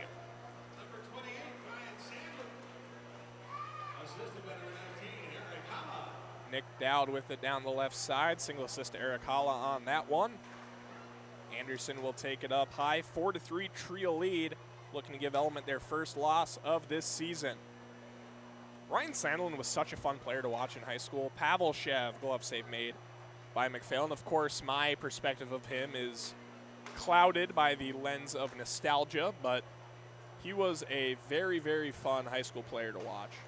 He was. Nobody cared more on the ice than Ryan Sandelin. Just the type of player that would rather eat glass than lose a game. Really nice kid, too. Not saying this in any sort of derogatory or slighting way, Careful. but you can tell that Ryan Sandelin is a coach's kid in all of the best ways in terms of work ethic, hockey IQ. The guy just lives and breathes hockey, and he's one of the guys that you can tell has gotten every single drop of athletic ability out of him as he can. Nobody works harder than him. Whenever his playing career is over, Ryan will move into coaching, and I wouldn't be surprised if he's a high-level hockey coach within the next 4 or 5 years after his playing career is over. Of course, Father Scott over at the University of Minnesota Duluth, building that dynasty over there. Holla up the left side, drop pass for Schultz. Tries to feed it back across, and it's broken up by Pavlshev. But Ryan chose to blaze his own trail in college, had an offer to play for his dad at UMD, decided not to take it, ended up at Minnesota State Mankato. Pagansky scores! Another nice find from Eric Hollow, picks up another assist. But for Austin Pagansky, it's his second of the game, third of the season.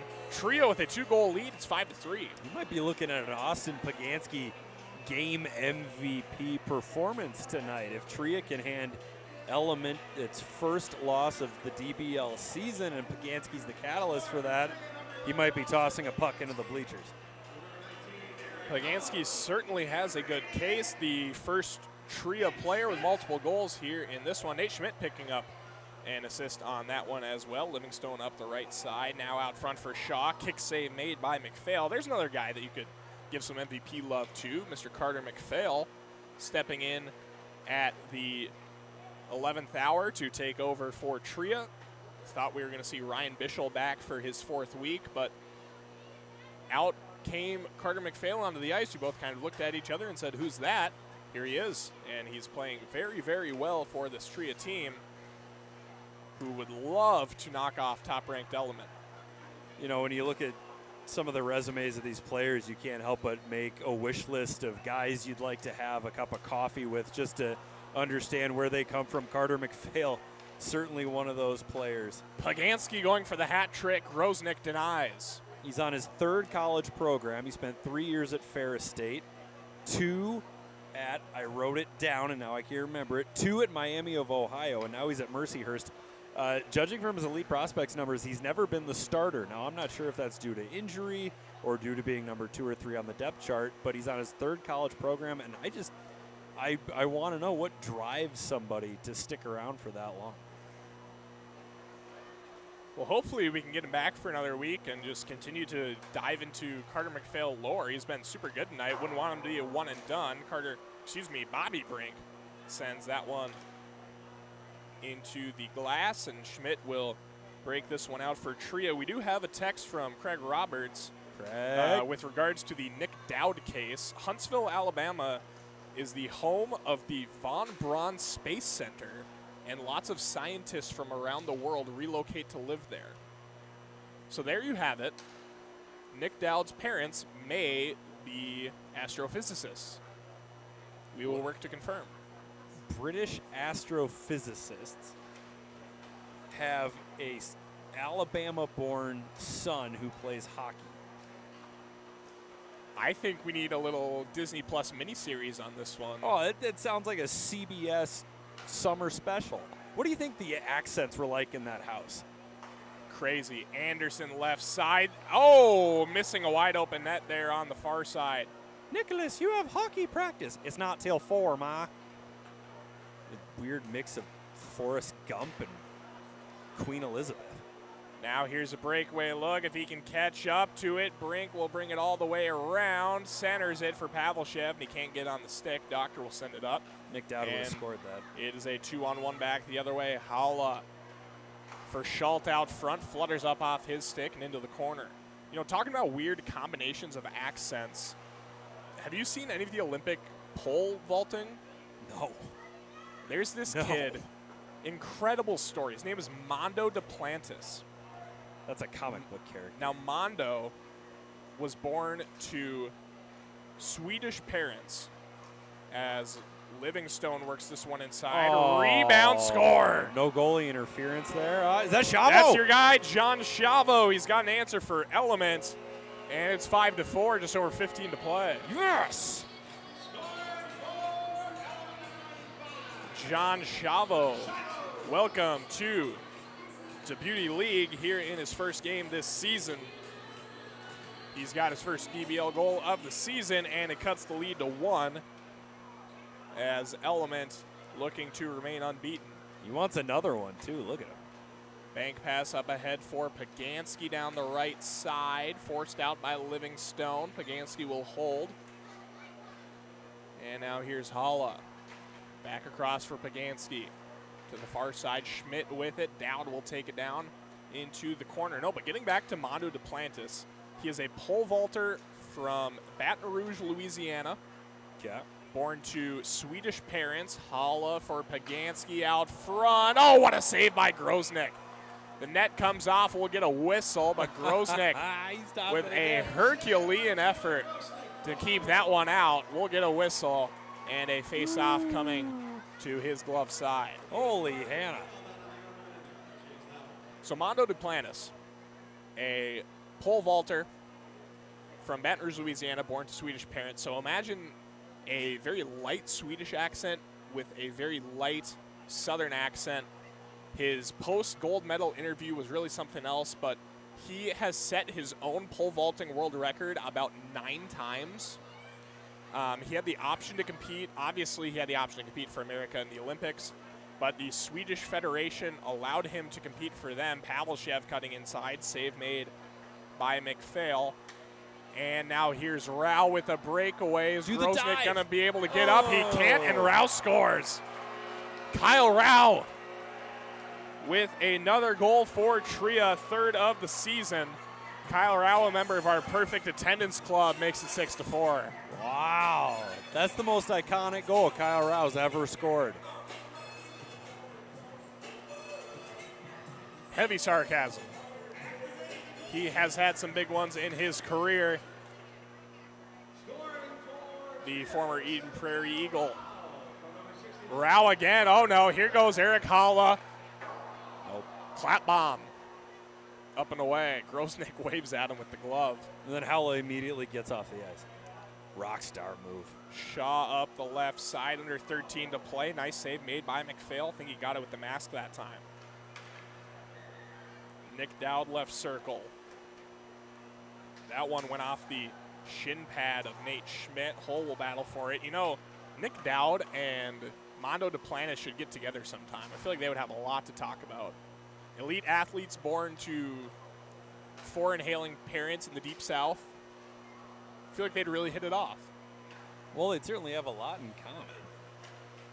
I don't know how an Alabamian or a Louisianian would get along. Sandelin scores! Second goal of the game for Ryan Sandelin, certainly making his presence felt. Tria has stretched this lead. It's 7-4. You getting nervous yet, Peter? No. We still have the double puck. That is true. Both teams still with use of the Dick's House of Sport double puck, but it is a 2-score game here. A 3-goal game, 7-4. Ryan Sandelin with a couple of goals. Element's not afraid of anything, all right? We're not afraid of anything. We're not afraid of Tria. We're not afraid of Walser. We're not afraid of, definitely not afraid of Anderson. They are still catching some heat. The game has long since come to an end. Anderson has to be thinking about some organizational changes at this point. I don't know what kind of scapegoats Captain Brock Nelson can find, but it's time to start scoping them out.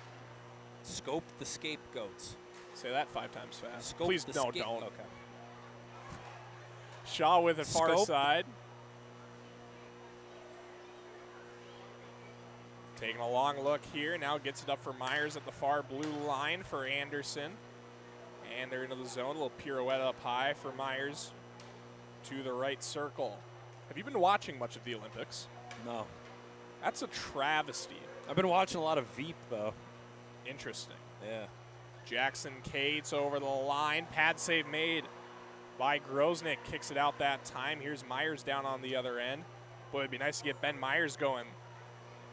Oh, I thought he was going to hear me and get it going, but Benjamin, what are we doing? Both of the league goal leaders actually are playing in this one, Holla and Myers, and neither have a goal. Will Eric hear me? No, he will not, as this one caroms off into the corner. Holla's got a couple of assists, though, so at least he's on the score sheet. He's on the score sheet, and his team is in the lead, which, of course, the most important thing here in DBL. Nate Schmidt shovels this one ahead for Rao. Great couple of backhands there. Schmidt inside. It goes just high. Get him a step ladder. Schmidt, I think that one went off the skate of Chavo that time, but it stays out. Rao for Holla. Schmidt right side up high for Schult, cutting inside. Great stick handling, but a glove save made by Groznik. Rebound try from Holla is covered up, and Pavlshev will take it. The human highlight reel, Jimmy Schult. No disrespect to Jimmy, but I wonder if that's the first time he's been called that. I would venture to guess yes. We're trailblazing here. We're trailblazing. Brink ends up out of the zone, and Livingstone will go out to get it. Pavlshev for Chavo. There's a highlight from Jimmy Schultz on the defensive end. And a highlight reel-worthy pass. Sandelin, oh, nearly had the hat trick, but sends it wide. Now here's Chavo down the left side, closing in, and he sends that one wide. The 95s come together, and Hull forces him out. He might have panicked. Sandelin one-on-one with Matt Anderson. Cuts to the right side. Now he'll pull it out, backhand it down off the skate of Schultz. That was a perfect carom off his blade. Now down on the other end, it's Brink with Anderson. Across for Anderson. Sharp angled look, and it goes wide. Element is going to have to start hitting the net here. 8 and change to go in the second. Brink does hit the net that time, but McPhail's there to make the save. Pavlshev to the corner. I have a feeling that Carter McPhail's going to get invited back because he has been stellar. Chavo sends it down low. Pavlshev can't put it on frame. Okay, now I'm getting a little nervous. Here's Hull over the line. Just barely stay on side. Hull for Sandelin. And it stays out. Grosnick slides across, knocks the net off. I thought the puck might have ended up back there as well, but it does not. Under 8 to play. Ryan Sandelin robbed of a hat trick, and we'll have a face-off. We didn't need a face-off there. Troy could have put the net back on. 7:40 to go here in our second half. A 3-goal lead for Tria behind a pair of goals from Austin Pagansky and Ryan Sandelin. Kyle Rao, Jimmy Schultz, and Jackson Cates each pitching in a goal as well. On the other side, Matt Anderson with 2 for Element. Nick Dowd and John Chavo each with a goal as well. Dowd for Shalowski, and that one goes high. Once again, Element struggling to hit the net. You can't score if you don't hit the net. Gracious. Well, you got hot puck lot time for Element. Really gets the fans going, really gets me going. I am fired up now. Shalowski up high. The Dix House Sport double puck. Any goals scored in the next minute 40 for Element will count as 2, so this is effectively a 2-possession game. You're darned right. Shalowski's pass is broken up by Nate Schmidt. Dare I say this is the earliest we've seen a team use the double puck. They are heeding my advice. Now let's get Grosnick out of the goal. Schmidt down low to the far side. Jackson Cates weaving around his man, puts it through the legs of Shaw, up high for Doctor. Cates working out front. Tria happy to salt this possession away. Minute 8 to go on the double puck time. Doctor for Schultz. Not much defensive urgency from Element. I don't know how aware they are that it is the double puck, but I would hope if they were, they would be a little bit harder on these pucks. Doctor on the left side. Cates for Hala. Winds it up and it goes wide. Rebound right out front, and Cates wasn't able to get to it. Hala gets it right back. 6 minutes to go, 40 seconds remaining of double puck time for Element, and they just now do get possession back. Shoot. And Shaw will set things up for the boys in blue. 28 seconds remaining. You have to think that they have got to get at least one here on the double puck. Dowd inside, windmill glove save made by McPhail. And Tria will happily hold on to the puck for the last 14 seconds of double puck time. Stretch pass too far for Schultz. 8 seconds left on it. They're really going to have to go if they want to get a look off. 4 seconds now. I don't know if it's going to happen. Patch for Myers. The clock has expired. Element fails to take advantage of the hot puck, and that is a huge blow to their chances of coming back here in this one. Well, that was disappointing.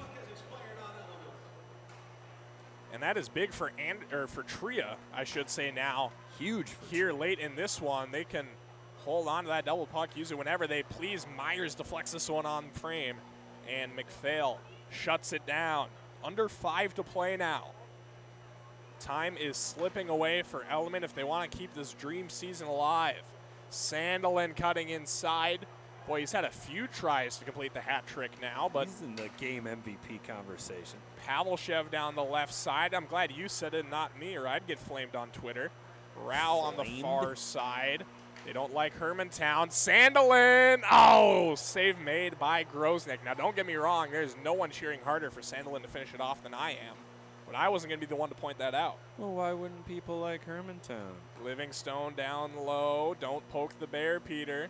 You're not a bear, you're a hawk. For Brink down the right side. Backhand out front. That would have been the longest backhand goal I'd ever seen, but Pavlshev gets in the way that time. Schalowski for Brink. Element needs something here. No. That's not going to help. Here it is. Sandlin has this one on a tee. Working inside, he scores! Hat trick for Ryan Sandlin. And here goes the hat. You're not going to do it. It's not going to make it. Oh, there it goes. There it goes. We have a hat on the ice. It is mine. Now you look stupid. My Minnesota Twins And now some vintage guy has hat. your Now someone is going to have to bring that up back to me. I did not consider the consequences of my actions, but that kid has your hat. He's thrilled. I am now hatless. Ryan Sandlin has a hat trick. And when someone from your alma mater scores a hat trick here in the Beauty League, you do what you have to do. No, keep it. Peter is trying to keep them from returning my hat. I am going to take the headset off here momentarily. And we are good to go. I am now back and situated. That was a fun 45 seconds of chaos. Oh, you made it possible for the rest of us. And here's Jimmy Schultz working inside. That one comes back and gets Grosnick in the head, but Schalowski is able to gather his feet. Still time for Element to come back here. Anderson for Shaw. Pagansky down the left side into the zone. Backhand pass for Cates on the far side. Tria looks like they're well on their way to, I would say, the biggest upset win thus far of the DBL season. As this one's poked away into the far side. Dowd plays it there. Pagansky will gather it up for Tria down the left side. Ryan Sandlin with a hat trick, the leading scorer for Tria. 8-4, just over 2 to play. Schultz left side. The human highlight reel. Schalowski gets it back. Up for Chavo. How about that Schalowski-Chavo connection for you, Peter? Two of your favorites. I can't handle this. Now, just for fun, Tria will pull the double puck. Might as well. Grosnick was going to the bench, and he gets back into position to play that one. Oh, no. Now Hull with it. Okay. For Howla. Now to the far side, Hull with it again. Halla gets it back. Kick save made by Grosnick with the left pad.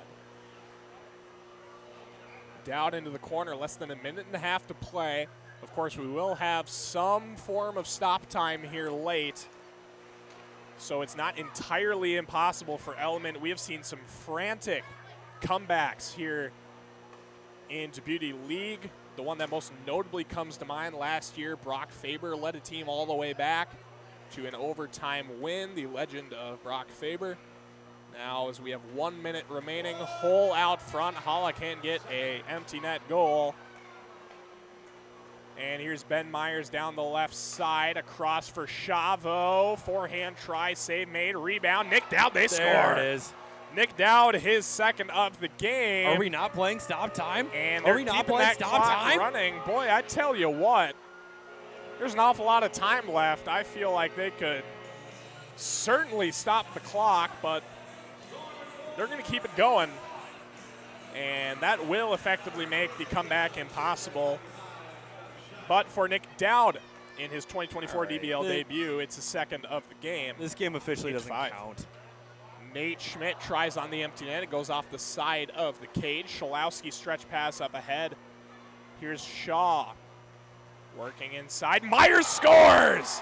I tell you what, Peter, I think it would have been possible had they stopped the clock. It would have been more than possible. It would have been more than possible. We'd have 45 seconds. I suppose there should be about 25 seconds on the clock right now. But as it stands, Tria has knocked off the Giant as Element has their first loss of the season. This is ridiculous. Tria takes down Element 8-6, your final. This is ridiculous. This game doesn't even count. This doesn't even count. We didn't stop the clock when we were supposed to. Tria killed the clock during the hot puck for Element. They're like the kid who kneels in Madden. Boy, I tell you what, I already had Ryan Sandlin start as the player of the game, but Austin Pagansky is going to be your player of the game. Choosing Certainly between two thought. former Class A superstars. Where did Pagansky play his high school ball at again? St. Cloud Cathedral. That is right, St. Cloud Cathedral, the Crusaders. Austin Pagansky is your player of the game. Boy, are there a cohort of hungry fans for that puck. A young boy reaches up to grab it. And that is that. Pagansky heads down the tunnel. And the men's portion of Week 5 of Dubuque League has concluded. Peter, your thoughts before we move on to the women's? Well, right now I'm going to call the best TV lawyer I know, Mr. Jack McCoy from Law & Order, and we're going to go have a chit-chat with Dubuque League's power brokers. They didn't stop the clock with 45 seconds left. Element clearly had a chance to tie the game, and our undefeated record should still be intact. You've got your TV law guy. I've got Saul Goodman.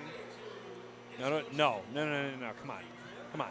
Jack McCoy wins almost all the time. Saul Goodman in 4. Jack McCoy in 6. I'd rather have the sweep than to go 2 extra games. Tell you that for free. I'd rather hang out with Sam Waterston than Bob Odenkirk. 8-6 is your final. Tria over Element. As Tria now 3-2, winners of back-to-back. Element falls to 4-1.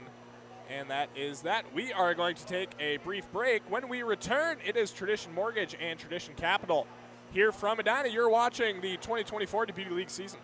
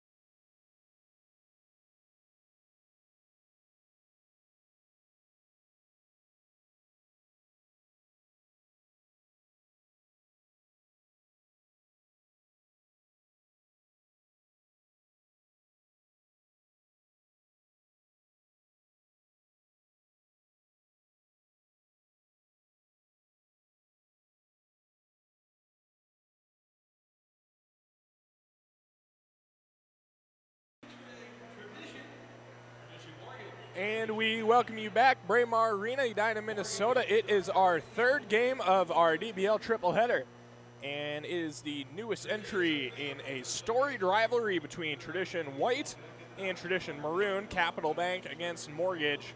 Here in this one, alongside Peter Rodney, I'm Will Peterson. Anna Baining will be joining us down at Ice Level a little later on.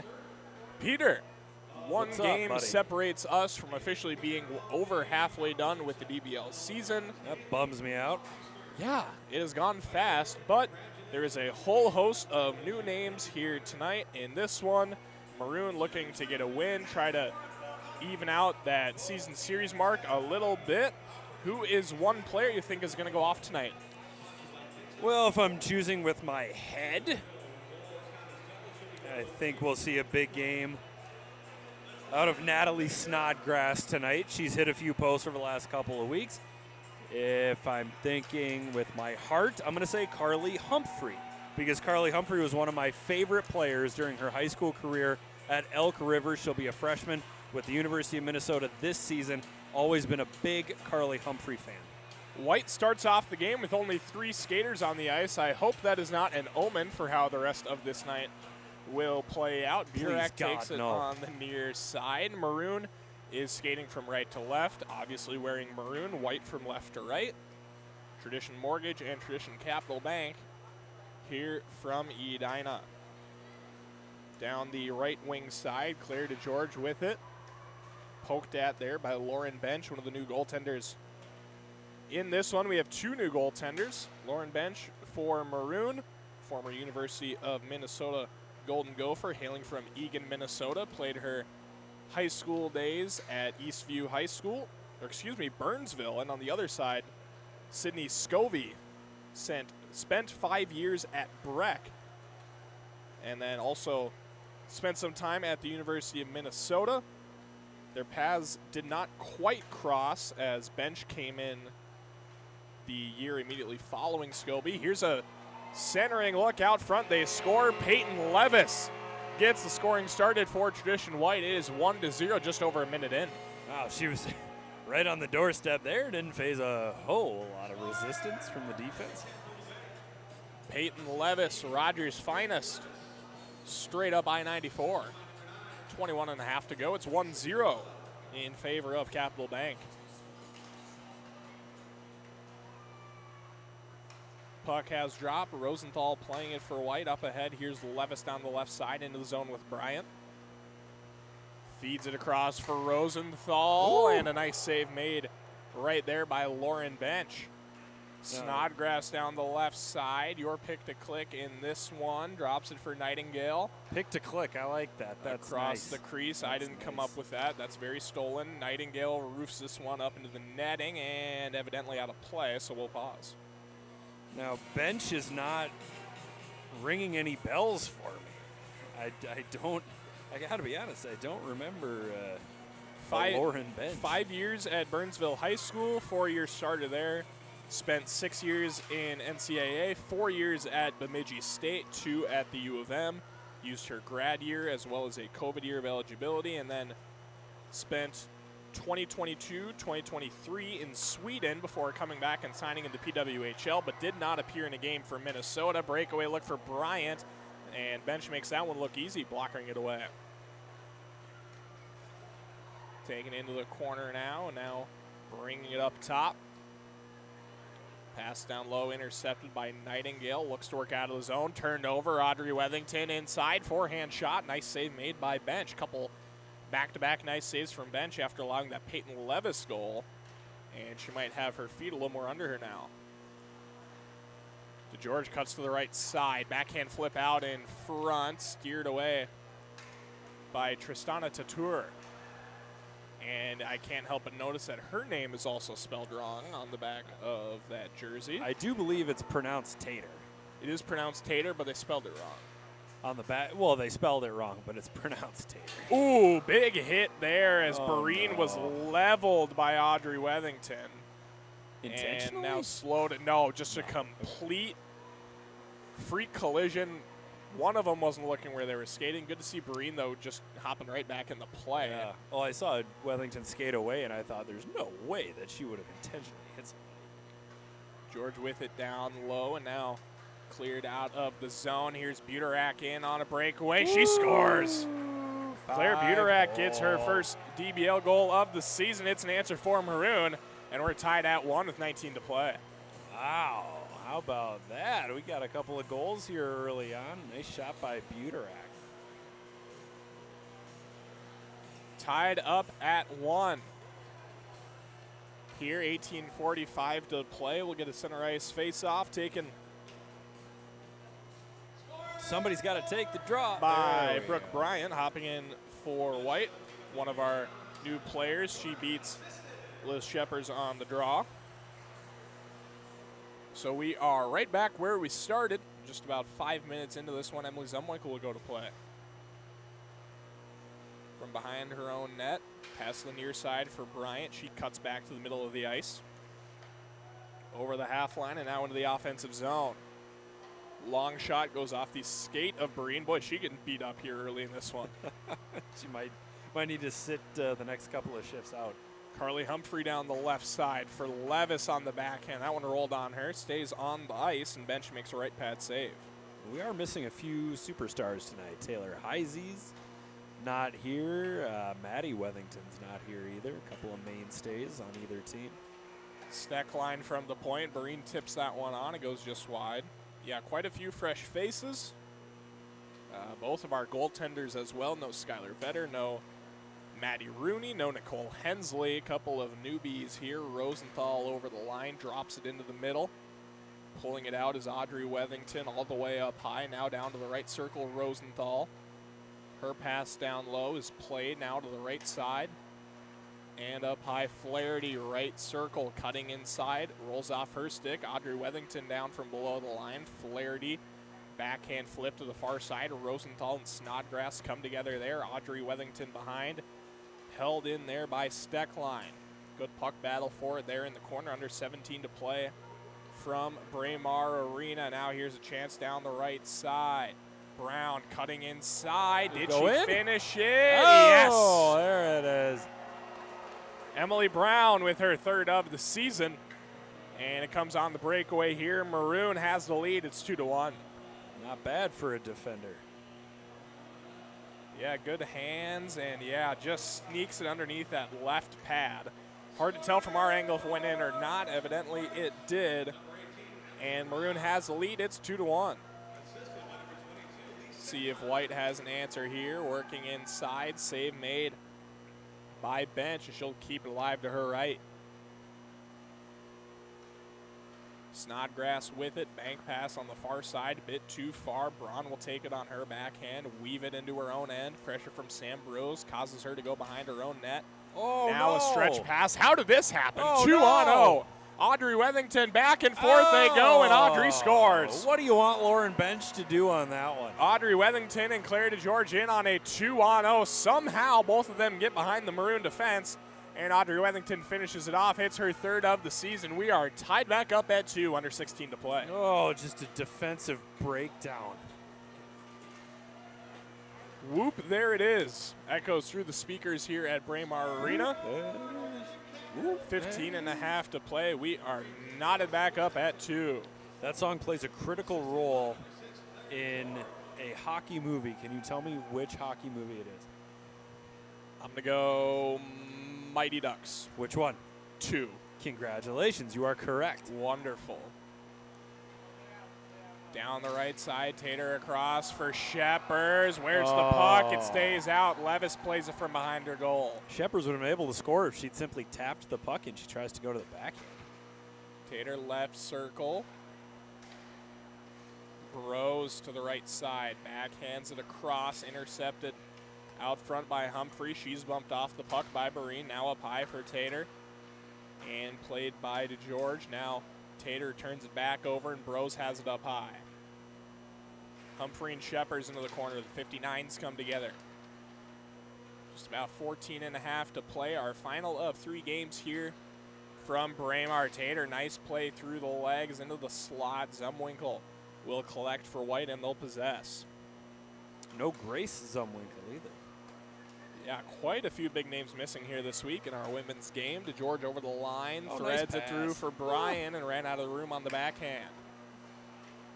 Now a centering look for DeGeorge, intercepted by Steckline. Flaherty takes it right back for White. Buterak will swipe it away for Maroon. Now bank pass to the near side, too far for Steckline. Her teammate Breen will pick it up. Now return pass Steckline, working inside, and the save made there by Scobie, sliding to her right. The far side corner, Breen possesses for Maroon. Right side, now passes down low, bank pass will end up finding Maggie Flaherty for White. And this one sent the distance. They'll let this one play on. The 11s come together, Breen and Bryant. And Maroon will wind up with possession. Stretch pass, Buterak, intercepted. Here's Flaherty down the right side. Into the zone with Bryant. Flaherty from a sharp angle goes off the side of the net, gets it back off the carom. Braun from out front, and that one goes high and wide. Back up to the point, Bryan right side. Threads it through, down low, centering pass for Braun, too far.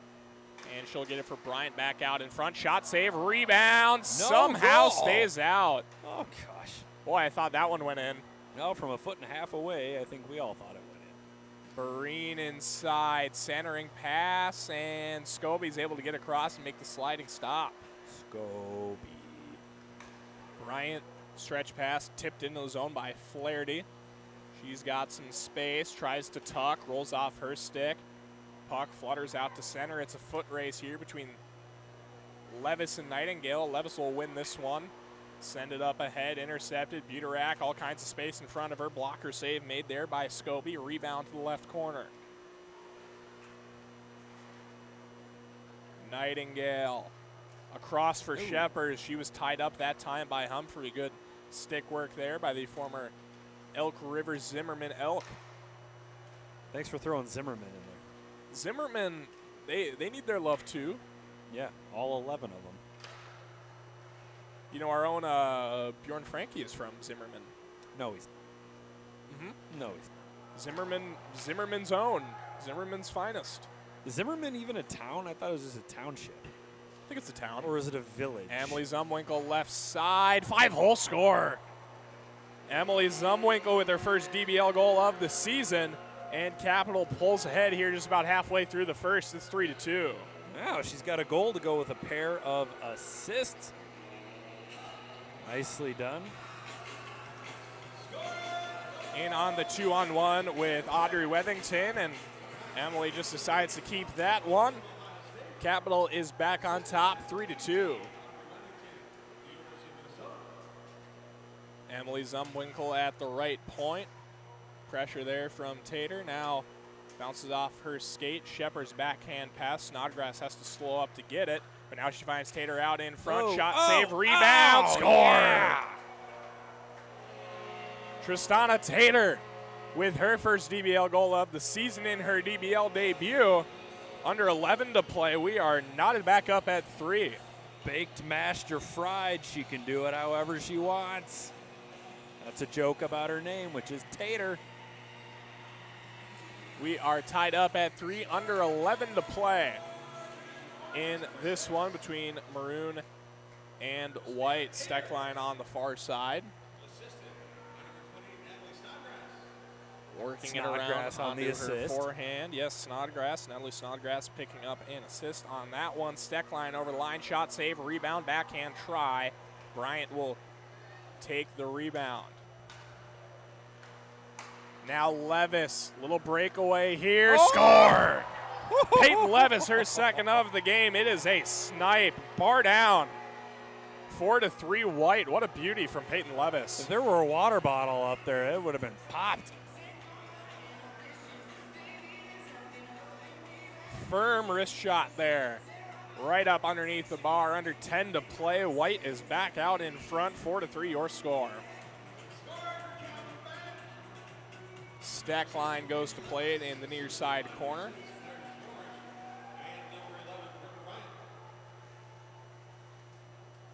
Maroon setting things up here. Bank pass up ahead, finds Breen. Reverses the field for Sam Burrows. She's over the line. It's a one-on-one. Puts the moves on. Ended up getting a really nice look out of that as Scobie's able to make the save, but nice moves there from Sam Brose. No, I noticed in our pregame notes it says Sydney Scobie was never the full-time starter while she was at Breck, which makes it even more impressive that she carved out a 4-year Division I career at Vermont and Minnesota. Now here is, boy, it could be a 3-on-0 if they really wanted it to be. Bringing it inside. Save made there on Breen. Now sent out in front. Brown pokes at it. White will clear it away. Bryant has it. Sydney Scobie is unstoppable. Yeah, 5 years at Breck in which she never really took a commanding role of her team's minutes. Almost gives me, I mean, those Breck teams were so good, it almost gives me like mid-2010s Kentucky college basketball vibes where John Calipari could just roll out like 12 NBA players and they all played like 18 minutes a night. I remember as a 12-year-old being furious with the Karl Anthony Towns pick because he barely averaged 10 points a game in college. And then my brother sat me down and explained to me what a platoon system is. What was your reaction to that? I said, oh, I still don't like it. Snodgrass inside, kick save made by Scobie with the right pad, and Carl ended up proving me wrong. Heck of a basketball player in his time in Minnesota. Yeah. Snodgrass back across. Towns isn't one of my Byron Buxton players that I'm going to go to the grave for. Scobie makes the save, but I am more than willing to recognize his contribution to the modern Timberwolves. Oh, who's your hockey player that you'd go to the grave for? Zumwinkle right side, out in front, backhand shot, and save made. Wow, sliding save made by Lauren Bench. I thought that puck was in the back of the net. Well, don't put Lauren on the bench. Who is my hockey player I would go to war for? I got to think about that one a little bit. Wethington back in, going to the forehand and rolls off her stick. I would say Kaprizov, but I can't really say that when I have said that I would be fine with trading him for the right package, which I'm still open to. Tater in for Maroon. Got a half step, goes to the backhand, and Scobie is able to stand tall once again, under 7 to play. For hockey, I would have to say anyone from the zip code 55803 or 55811. You're just baiting me into what is that? Hermantown.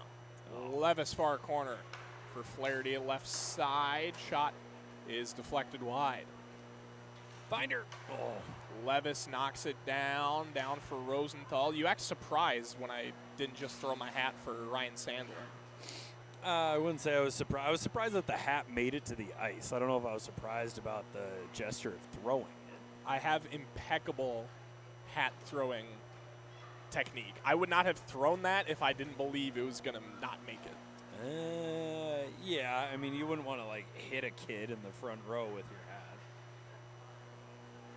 Although some kid did try to walk off with it.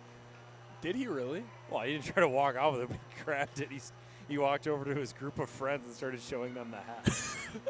I did not catch that. That's pretty good. Maroon with control. Steckline and Humphrey in a nice stick battle for it there. Now a try for it on the near post. Brown poking at it. Now taken back the other way. Stretch pass is knocked down by Braun. Not nearly enough room. Nice to see Boreen back out on the ice, though. Looks like she's all right. Yeah, she's been skating a regular shift and hasn't seemed too worse for the wear. Nice play there made by Lauren Bench. She'll set it back up. Maroon will have a chance to regroup here, just over 5 to play. Brown over the half line, now into the offensive zone. Boreen will bank it back down for Brown. Left side working down low, poked at there. Nobody wanted it, so Buterak said, don't mind if I do, and she'll carry it into the corner. On the left side now, looking for Sam Burrows. Knocked down, logo glass, and now textbook right there. And Snodgrass will go back to retrieve for Maroon. Here she goes. Up the right wing side goes Natalie Snodgrass over the line. Centers for Boreen right side. To the net, backhand try, save made by Scobie, and she has been ever so sharp here in this one. I'm trying to remember who she split time with. Breck High While she was School at Breck. in the early to mid 2010s. Bareen inside, she scores. Abby Bareen Oh, with nice. a beauty. Oh, And nice. it is an equalizer. We're tied at 4 between Maroon and White. That was really nice. Abby Little Breen. hesitation. Had 4 tucks last year for PWHL Minnesota. And shows off her goal scoring skills here in this one. Maroon has tied this game back up, under 4 to play. Audrey Wethington over the line. Rosenthal as White looks to pull back ahead. Here late in the first half, Nightingale pokes that one, and she will join the rush up the right side into the zone with Tater and Snodgrass. Pass deflected, she gets it right back in the corner, and now White will control. Long stretch pass, too far for Audrey Wethington. Tater kicks at it. Rosenthal and Snodgrass plays it back on her backhand. Now here's Nikki Nightingale up the left side. Nightingale cutting inside, blocker save made by Scobie. Shepherds, left circle. Working down low, Steckline rings the post. White with another try back the other way. It was Jenna Brenneman. Interesting. Jenna Brenneman, who played 1 year at Egan. Looks like she only played in 1 game and then played at Breck for 4 seasons before moving out to Clarkson and Penn State. There you have it. Humphrey turns and fires that one. Jenna Brenneman. Bench stands tall. What a blast from the pass that was. Steckline down the left side. I'm not going to lie, the name did not ring a bell, so I'm glad you provided the supplemental information. Steckline sends that one up, maybe into the netting. Didn't quite see where that one got off to. And Audrey Wethington works back for White down the right-hand side. Tough angle, sends it out front. They can't hook up. Just over 2 minutes to play. We are tied at 4 in our final 3 games here tonight. Steckline has it down the left side. Lee Steckline over the line onside. Centering look for Brown, and that one kicks off her skate and down below the goal line. Oh, right out in front. Sam Bros, 5-hole score. Oh. There you go, Sam Bros, her first DBL goal. Maroon pulls right back out in front. It's 5-4. And that right there is a Blake on Breck crime. Sam Bros, sister of Tristan, currently skating at Brown University, 19-year-old out of Bloomington, Minnesota, gives Maroon the lead. It's 5-4. Brown, not Dartmouth? I've got her as Brown. Oh. And I believe I saw her wearing a Brown Bears helmet as well. Just over a minute of play, and now we officially cross that threshold. 5-4, Maroon over White. Now up the right side, here's Humphrey. You know, Humphrey is just the second player in Deputy League that is younger than me. Really? Who's the other one? A certain somebody who lit the world on fire in the first 2 leagues of the week for Walser. Bros down the left side. Oh, Snodgrass down low. Indeed, Oliver Moore. Yeah. Bareen and able to shut the door there was Scobie. 18 seconds left. Time for one final push for White, looking to tie this game back up before the break. Zumwinkle left side has Bryant with her. Zumwinkle scores! Beautiful move there by Emily Zumwinkle. It's her second of the game. That's going to take us to break, tied at 5. Wow. Zumwinkle cut in down the left side, brought it out front, and caught Lauren Bench sliding too far to her left, beat her on the blocker side. We are tied at 5. Peter, your brief thoughts on the first half? That's a nice tight game. We got 5-5 here. The scoring has been off the charts. It's wide open in the offensive zone. We got a couple of players on the cusp of a hat trick. I'm excited to see what the second half brings. Tied at 5, and we are going to hear from Natalie Snodgrass down at ice level with Anna Baining. I'm here with Natalie Snodgrass, and Natalie, we didn't have anything like Beauty League back in the day when you were growing up in Egan. Yeah. So if there was a summer hockey league, who would you want to watch play? Ooh, from Minnesota?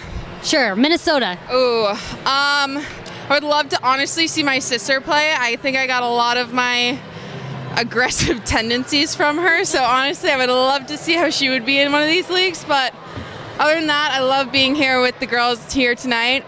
It's awesome getting together once a week and just playing in front of a great crowd.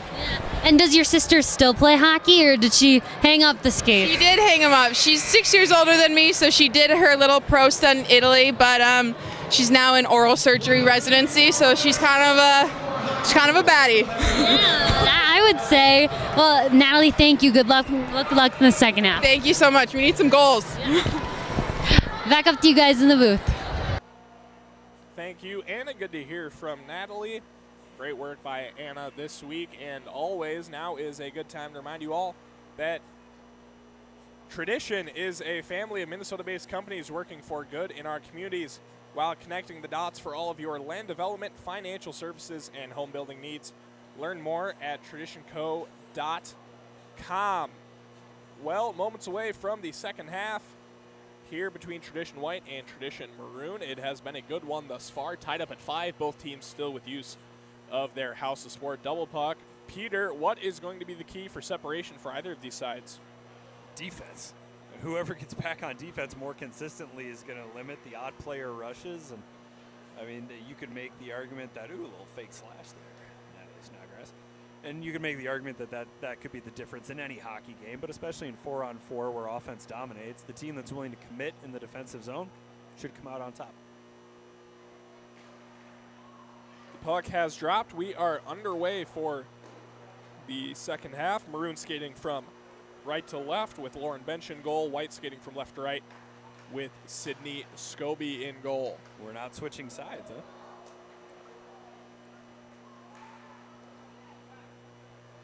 White with it down low.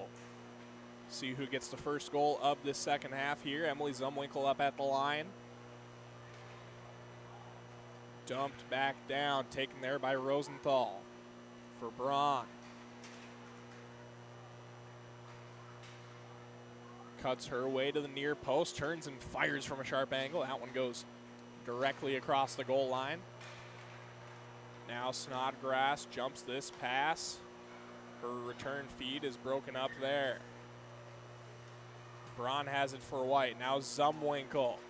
Up ahead for Bryant. All kinds of space in front of her. Drops it back. Now back for Bryant. Return feed. Rosenthal. They score. Gabby Rosenthal, her first DBL goal. 6-5 White.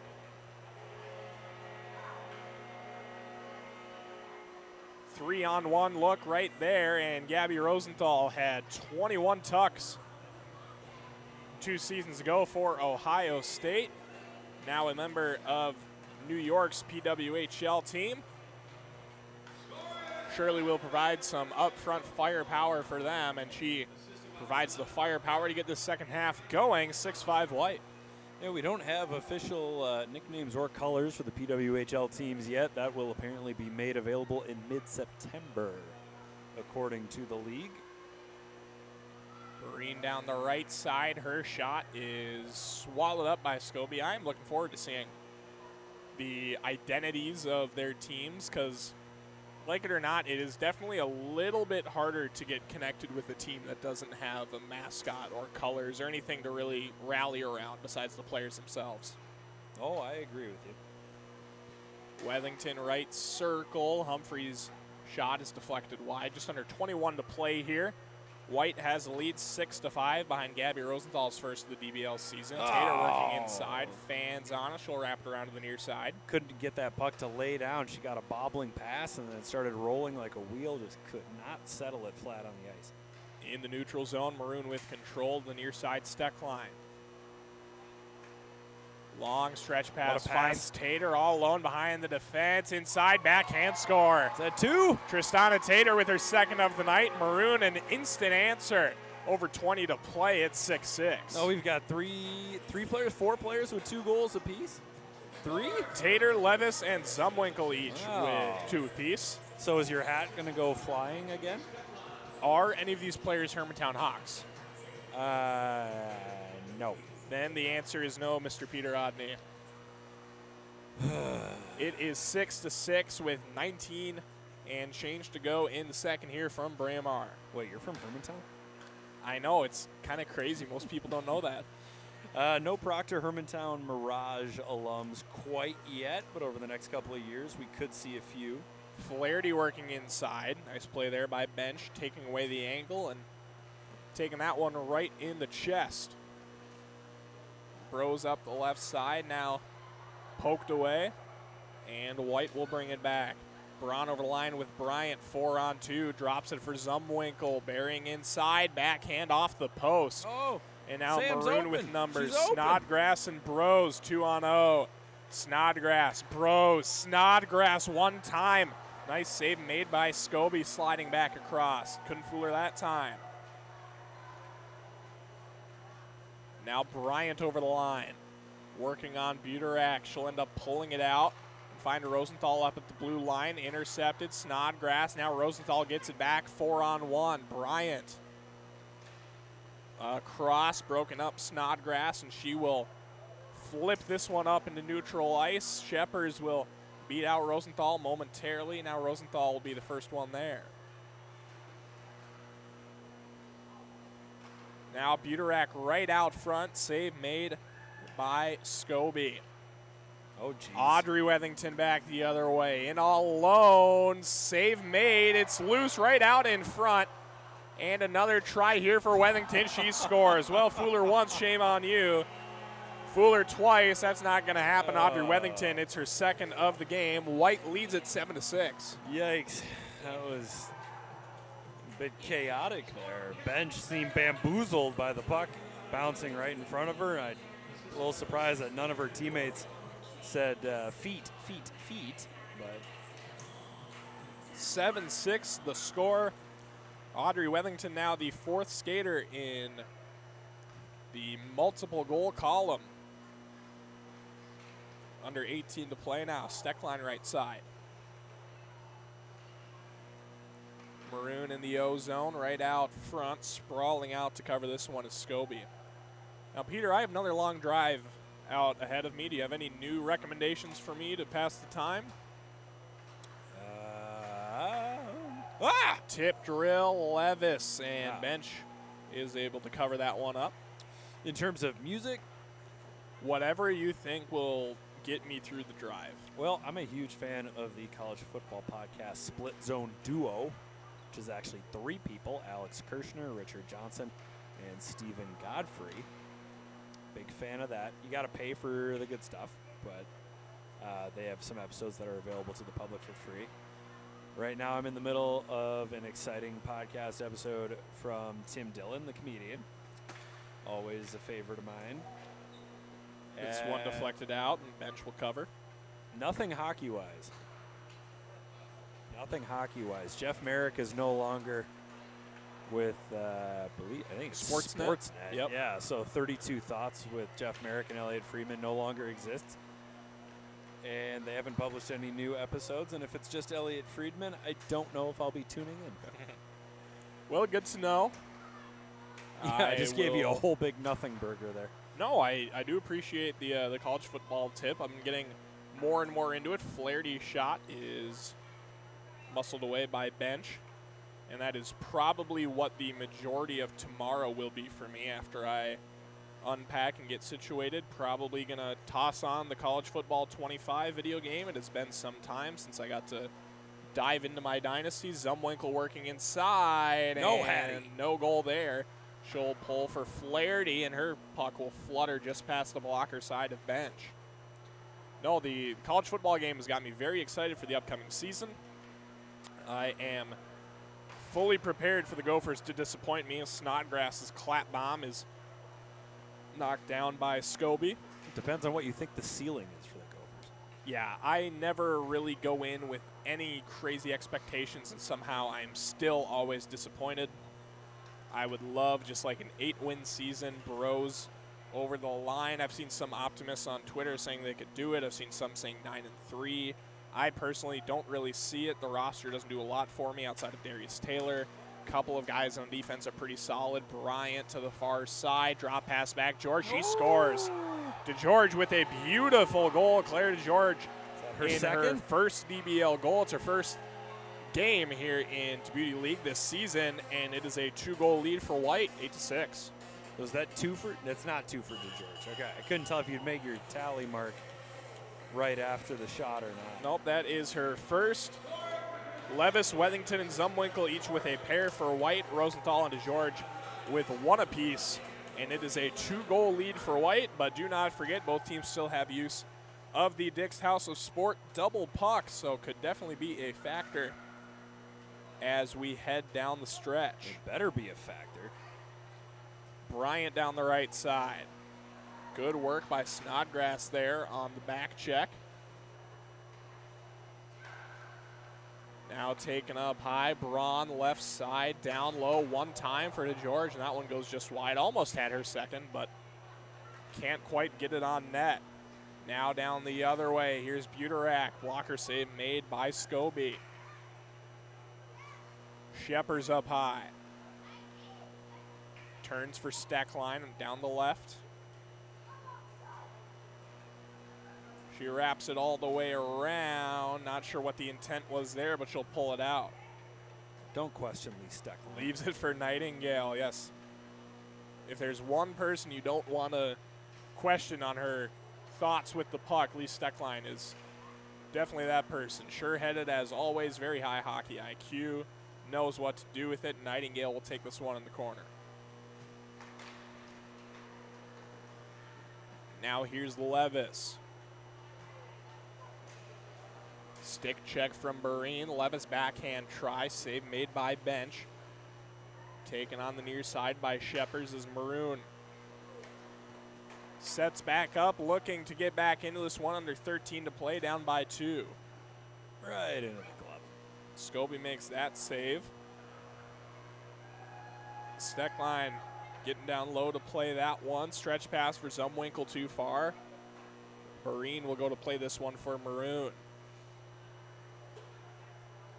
Under 13 to play. Stretch pass finds Tater. 2-on-1 into the zone. Tater keeps it and sends it just wide. Oh, no. Nearly a hat trick for Trishana Tater, but she'll have to settle with the 2 for now as her most recent try was off mark.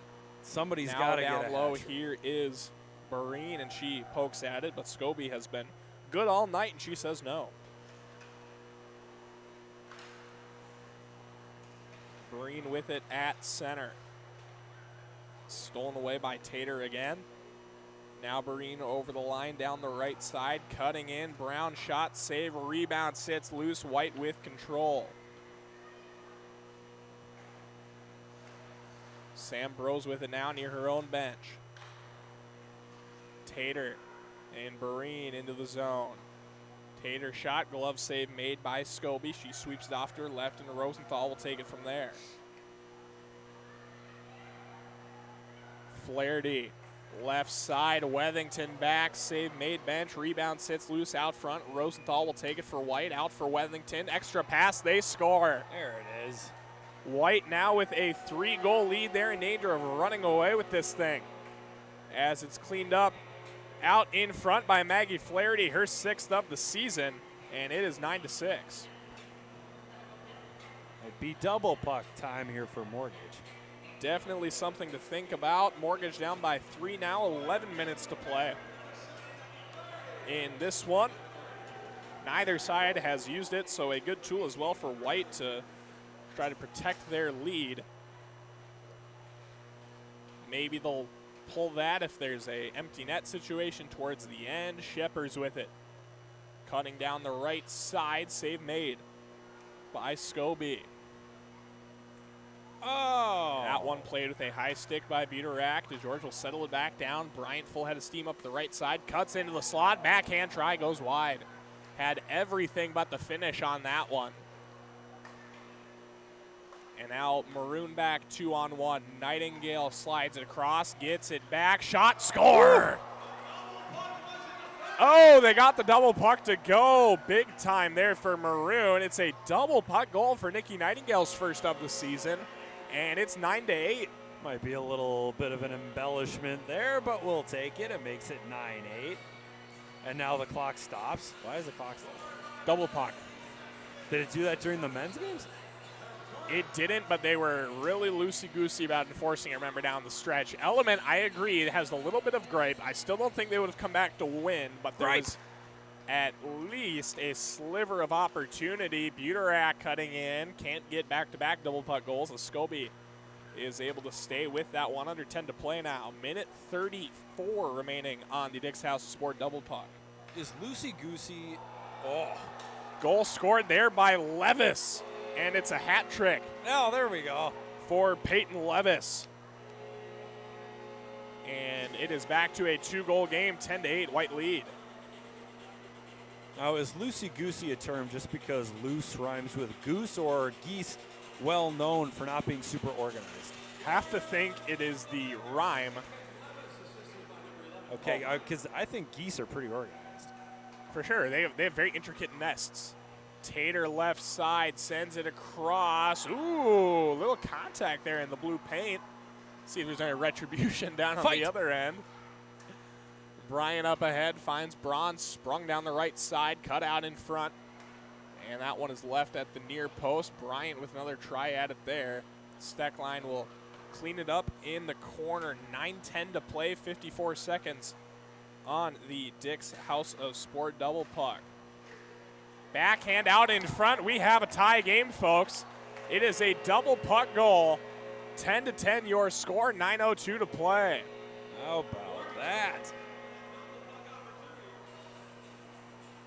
Abby Barine with it that time. It is her second of the game, sixth of the season.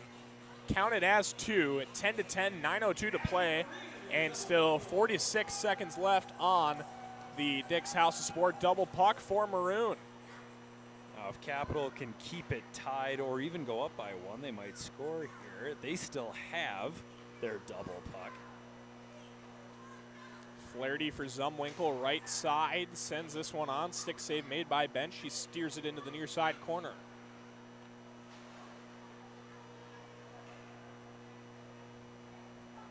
Barine down the left side, working it in. Steered away, 14 seconds remaining on the double puck for Maroon.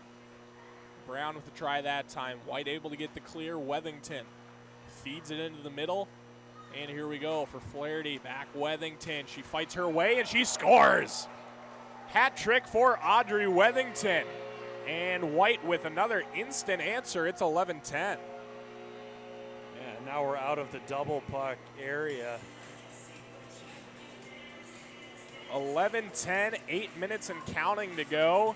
White still with use of their Dick's House of Sport double puck. So definitely a good position for White to be in as they look to take a commanding hold on the season series. They would go up 4-1 with the win. Is it really that far apart already? It is. Oh, jeez. Audrey Wethington with it. 3-1 series lead coming in for White. Of course, there's been some shuffling on either side as George sends this one on. So I'd be curious to see a breakdown by teams played for as far as record is. If there's any undefeated players, Buterak sends this one up and away. And now White pulls the double puck. Not sure how to feel about that one, but here we go. Rosenthal sends it out. 7:05 to go, minute 50 on the Dick's House of Sport double puck. 7 to play. We've been clamoring for them to use it earlier and earlier, so don't question it. But now. with the lead, I do question it. And What? when your other team doesn't have use of it, I question it. Okay, Wednesday evening quarterback. DeGeorge across for Bryant, 2-on-1 into the zone. Bryant cutting down low, tried to peel it back onto the forehand, ran out of room. And Maroon will break back the other way. Oh, Levis near her own bench turns it over. Minute 15 remaining now on the double puck. Braun cutting inside. Steckline with a nice stick check to force her to the backhand. Now takes over. Off the helmet of Snodgrass. This could be one of the more entertaining assists you've ever seen. Pulls up at the right circle. Now back for Snodgrass off the stick of Zumwinkle and off of the netting. So White will restart. Really wanted to see the header assist. Unfortunately, the hockey god said no. Emily Zumwinkle scores! Double puck goal for Emily Zumwinkle. Give her a hat trick as well. Wow. 3 hat tricks now for White. They lead this one 13-10. No doubter about that one. Just rips it. 5:55 to go, 43 seconds remaining of double puck time. Huge insurance goals for White, and is now a 3-goal lead once again. Sec line holds for Maroon. Over to the far side, Breen will carry into the zone. Oh, what a move. Oh, what a move. Towards oh, the net, and can't finish on the forehand. Ugh.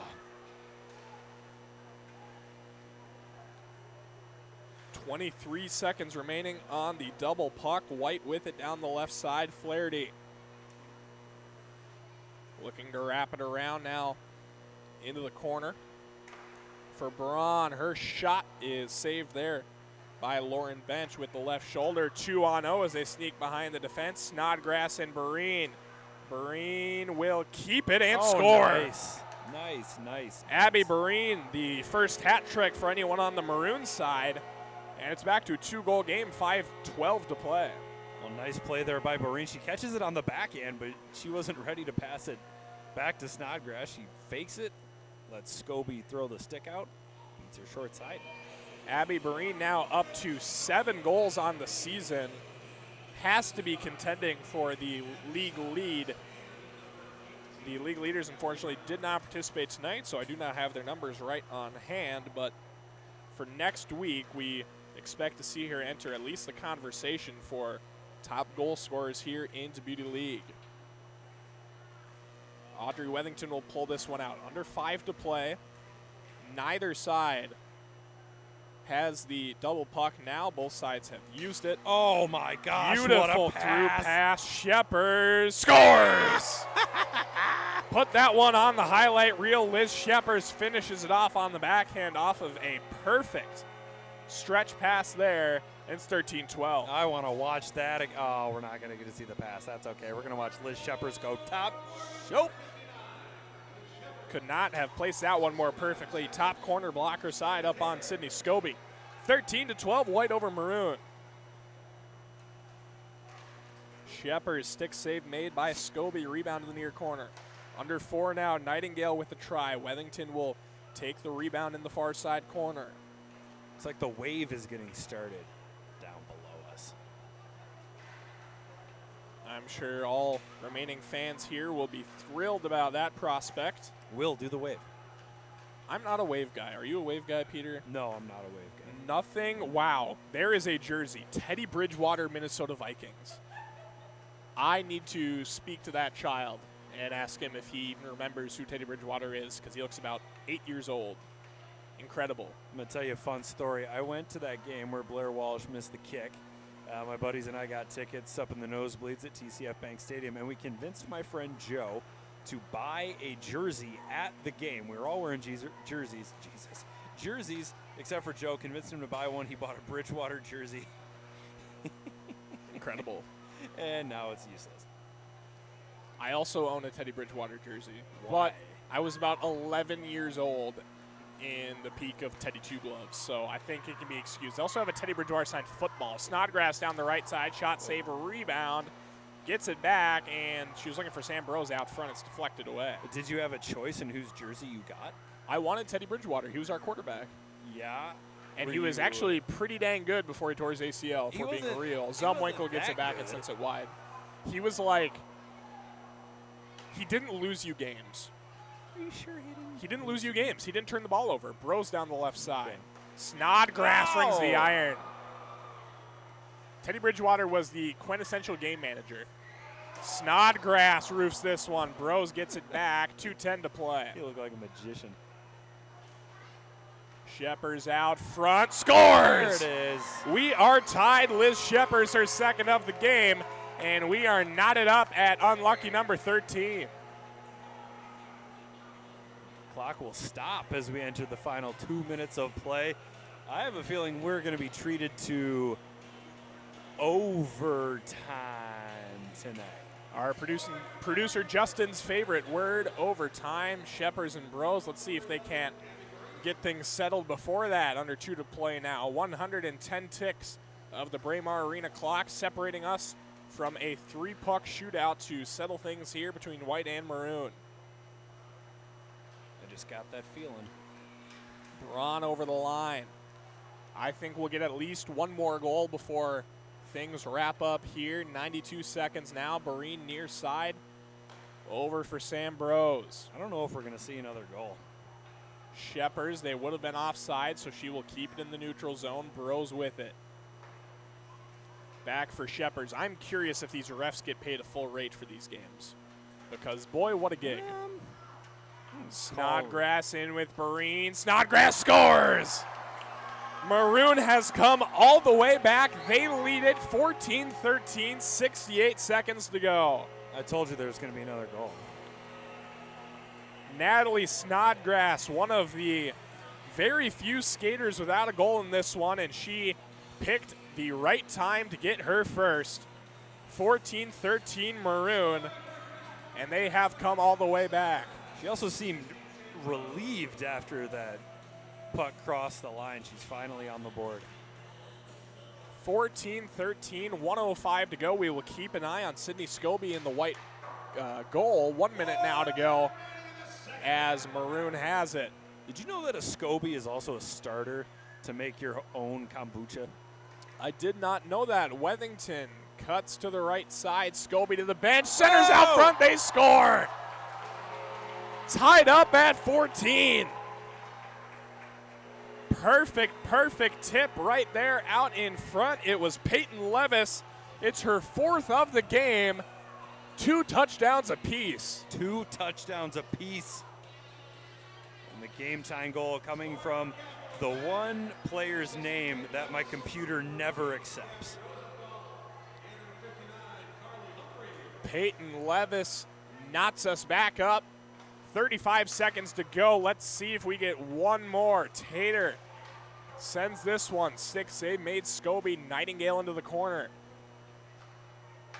Brown fans on the one time. 22 seconds now. Both sides definitely picking up the pace.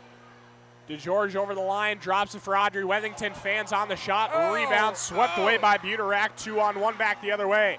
Buterak and Tater. Tater up the right side. Cuts to the circle. Shot save made. Rebound is loose out in front. 5 seconds now. Gets it back. Brown goes up and maybe out of play. It won't matter. Time expires. We are heading to an extra session. We're going to play 3-puck, Yes! Peter. How excited are you? Yes!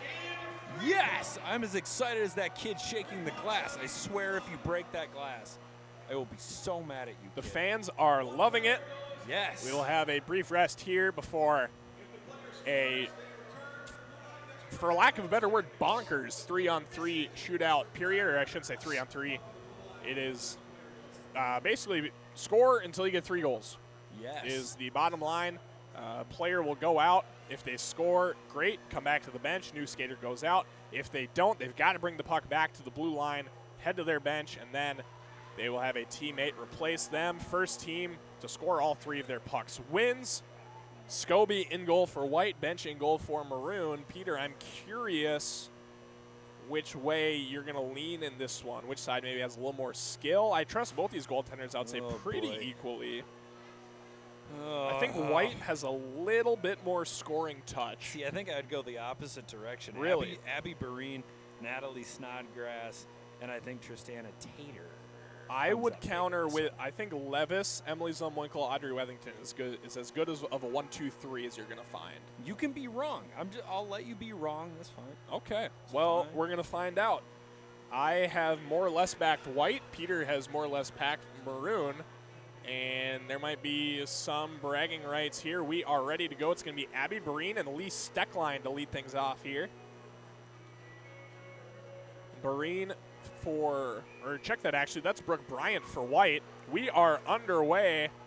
Bryant down the right side. Does not score on the other end. Steckline save made by Scobie. And neither side scores on their first attempt. Now Barine with a try for Maroon. Cutting inside, scores.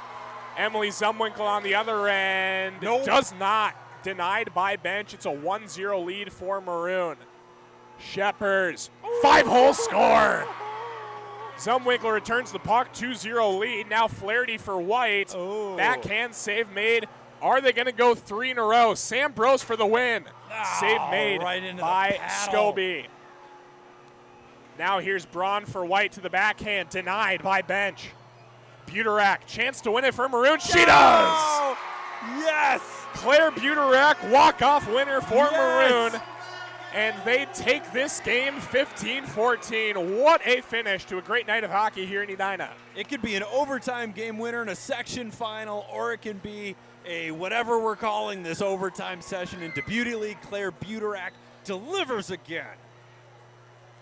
Claire Buterak finishes off what was a absolute clinic on the 3-puck. Natalie Snodgrass is your player of the game for Maroon. She will come over, sign a puck, flipped up for the fans.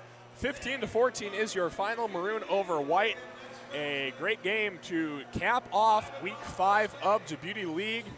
The women's game, once again, every ounce as good as the men's.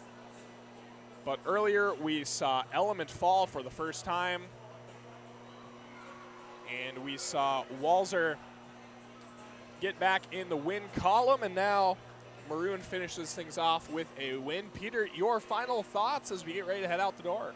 I think the fans, those who stay will be champions, and those who stayed were treated to 29 goals between the two teams. A fantastic evening for women's hockey. Thanks for sticking around, folks. For Anna Baining down at ice level, for Peter Odney, my name is Will Peterson, wishing you a very, very pleasant good evening from Edina, Minnesota.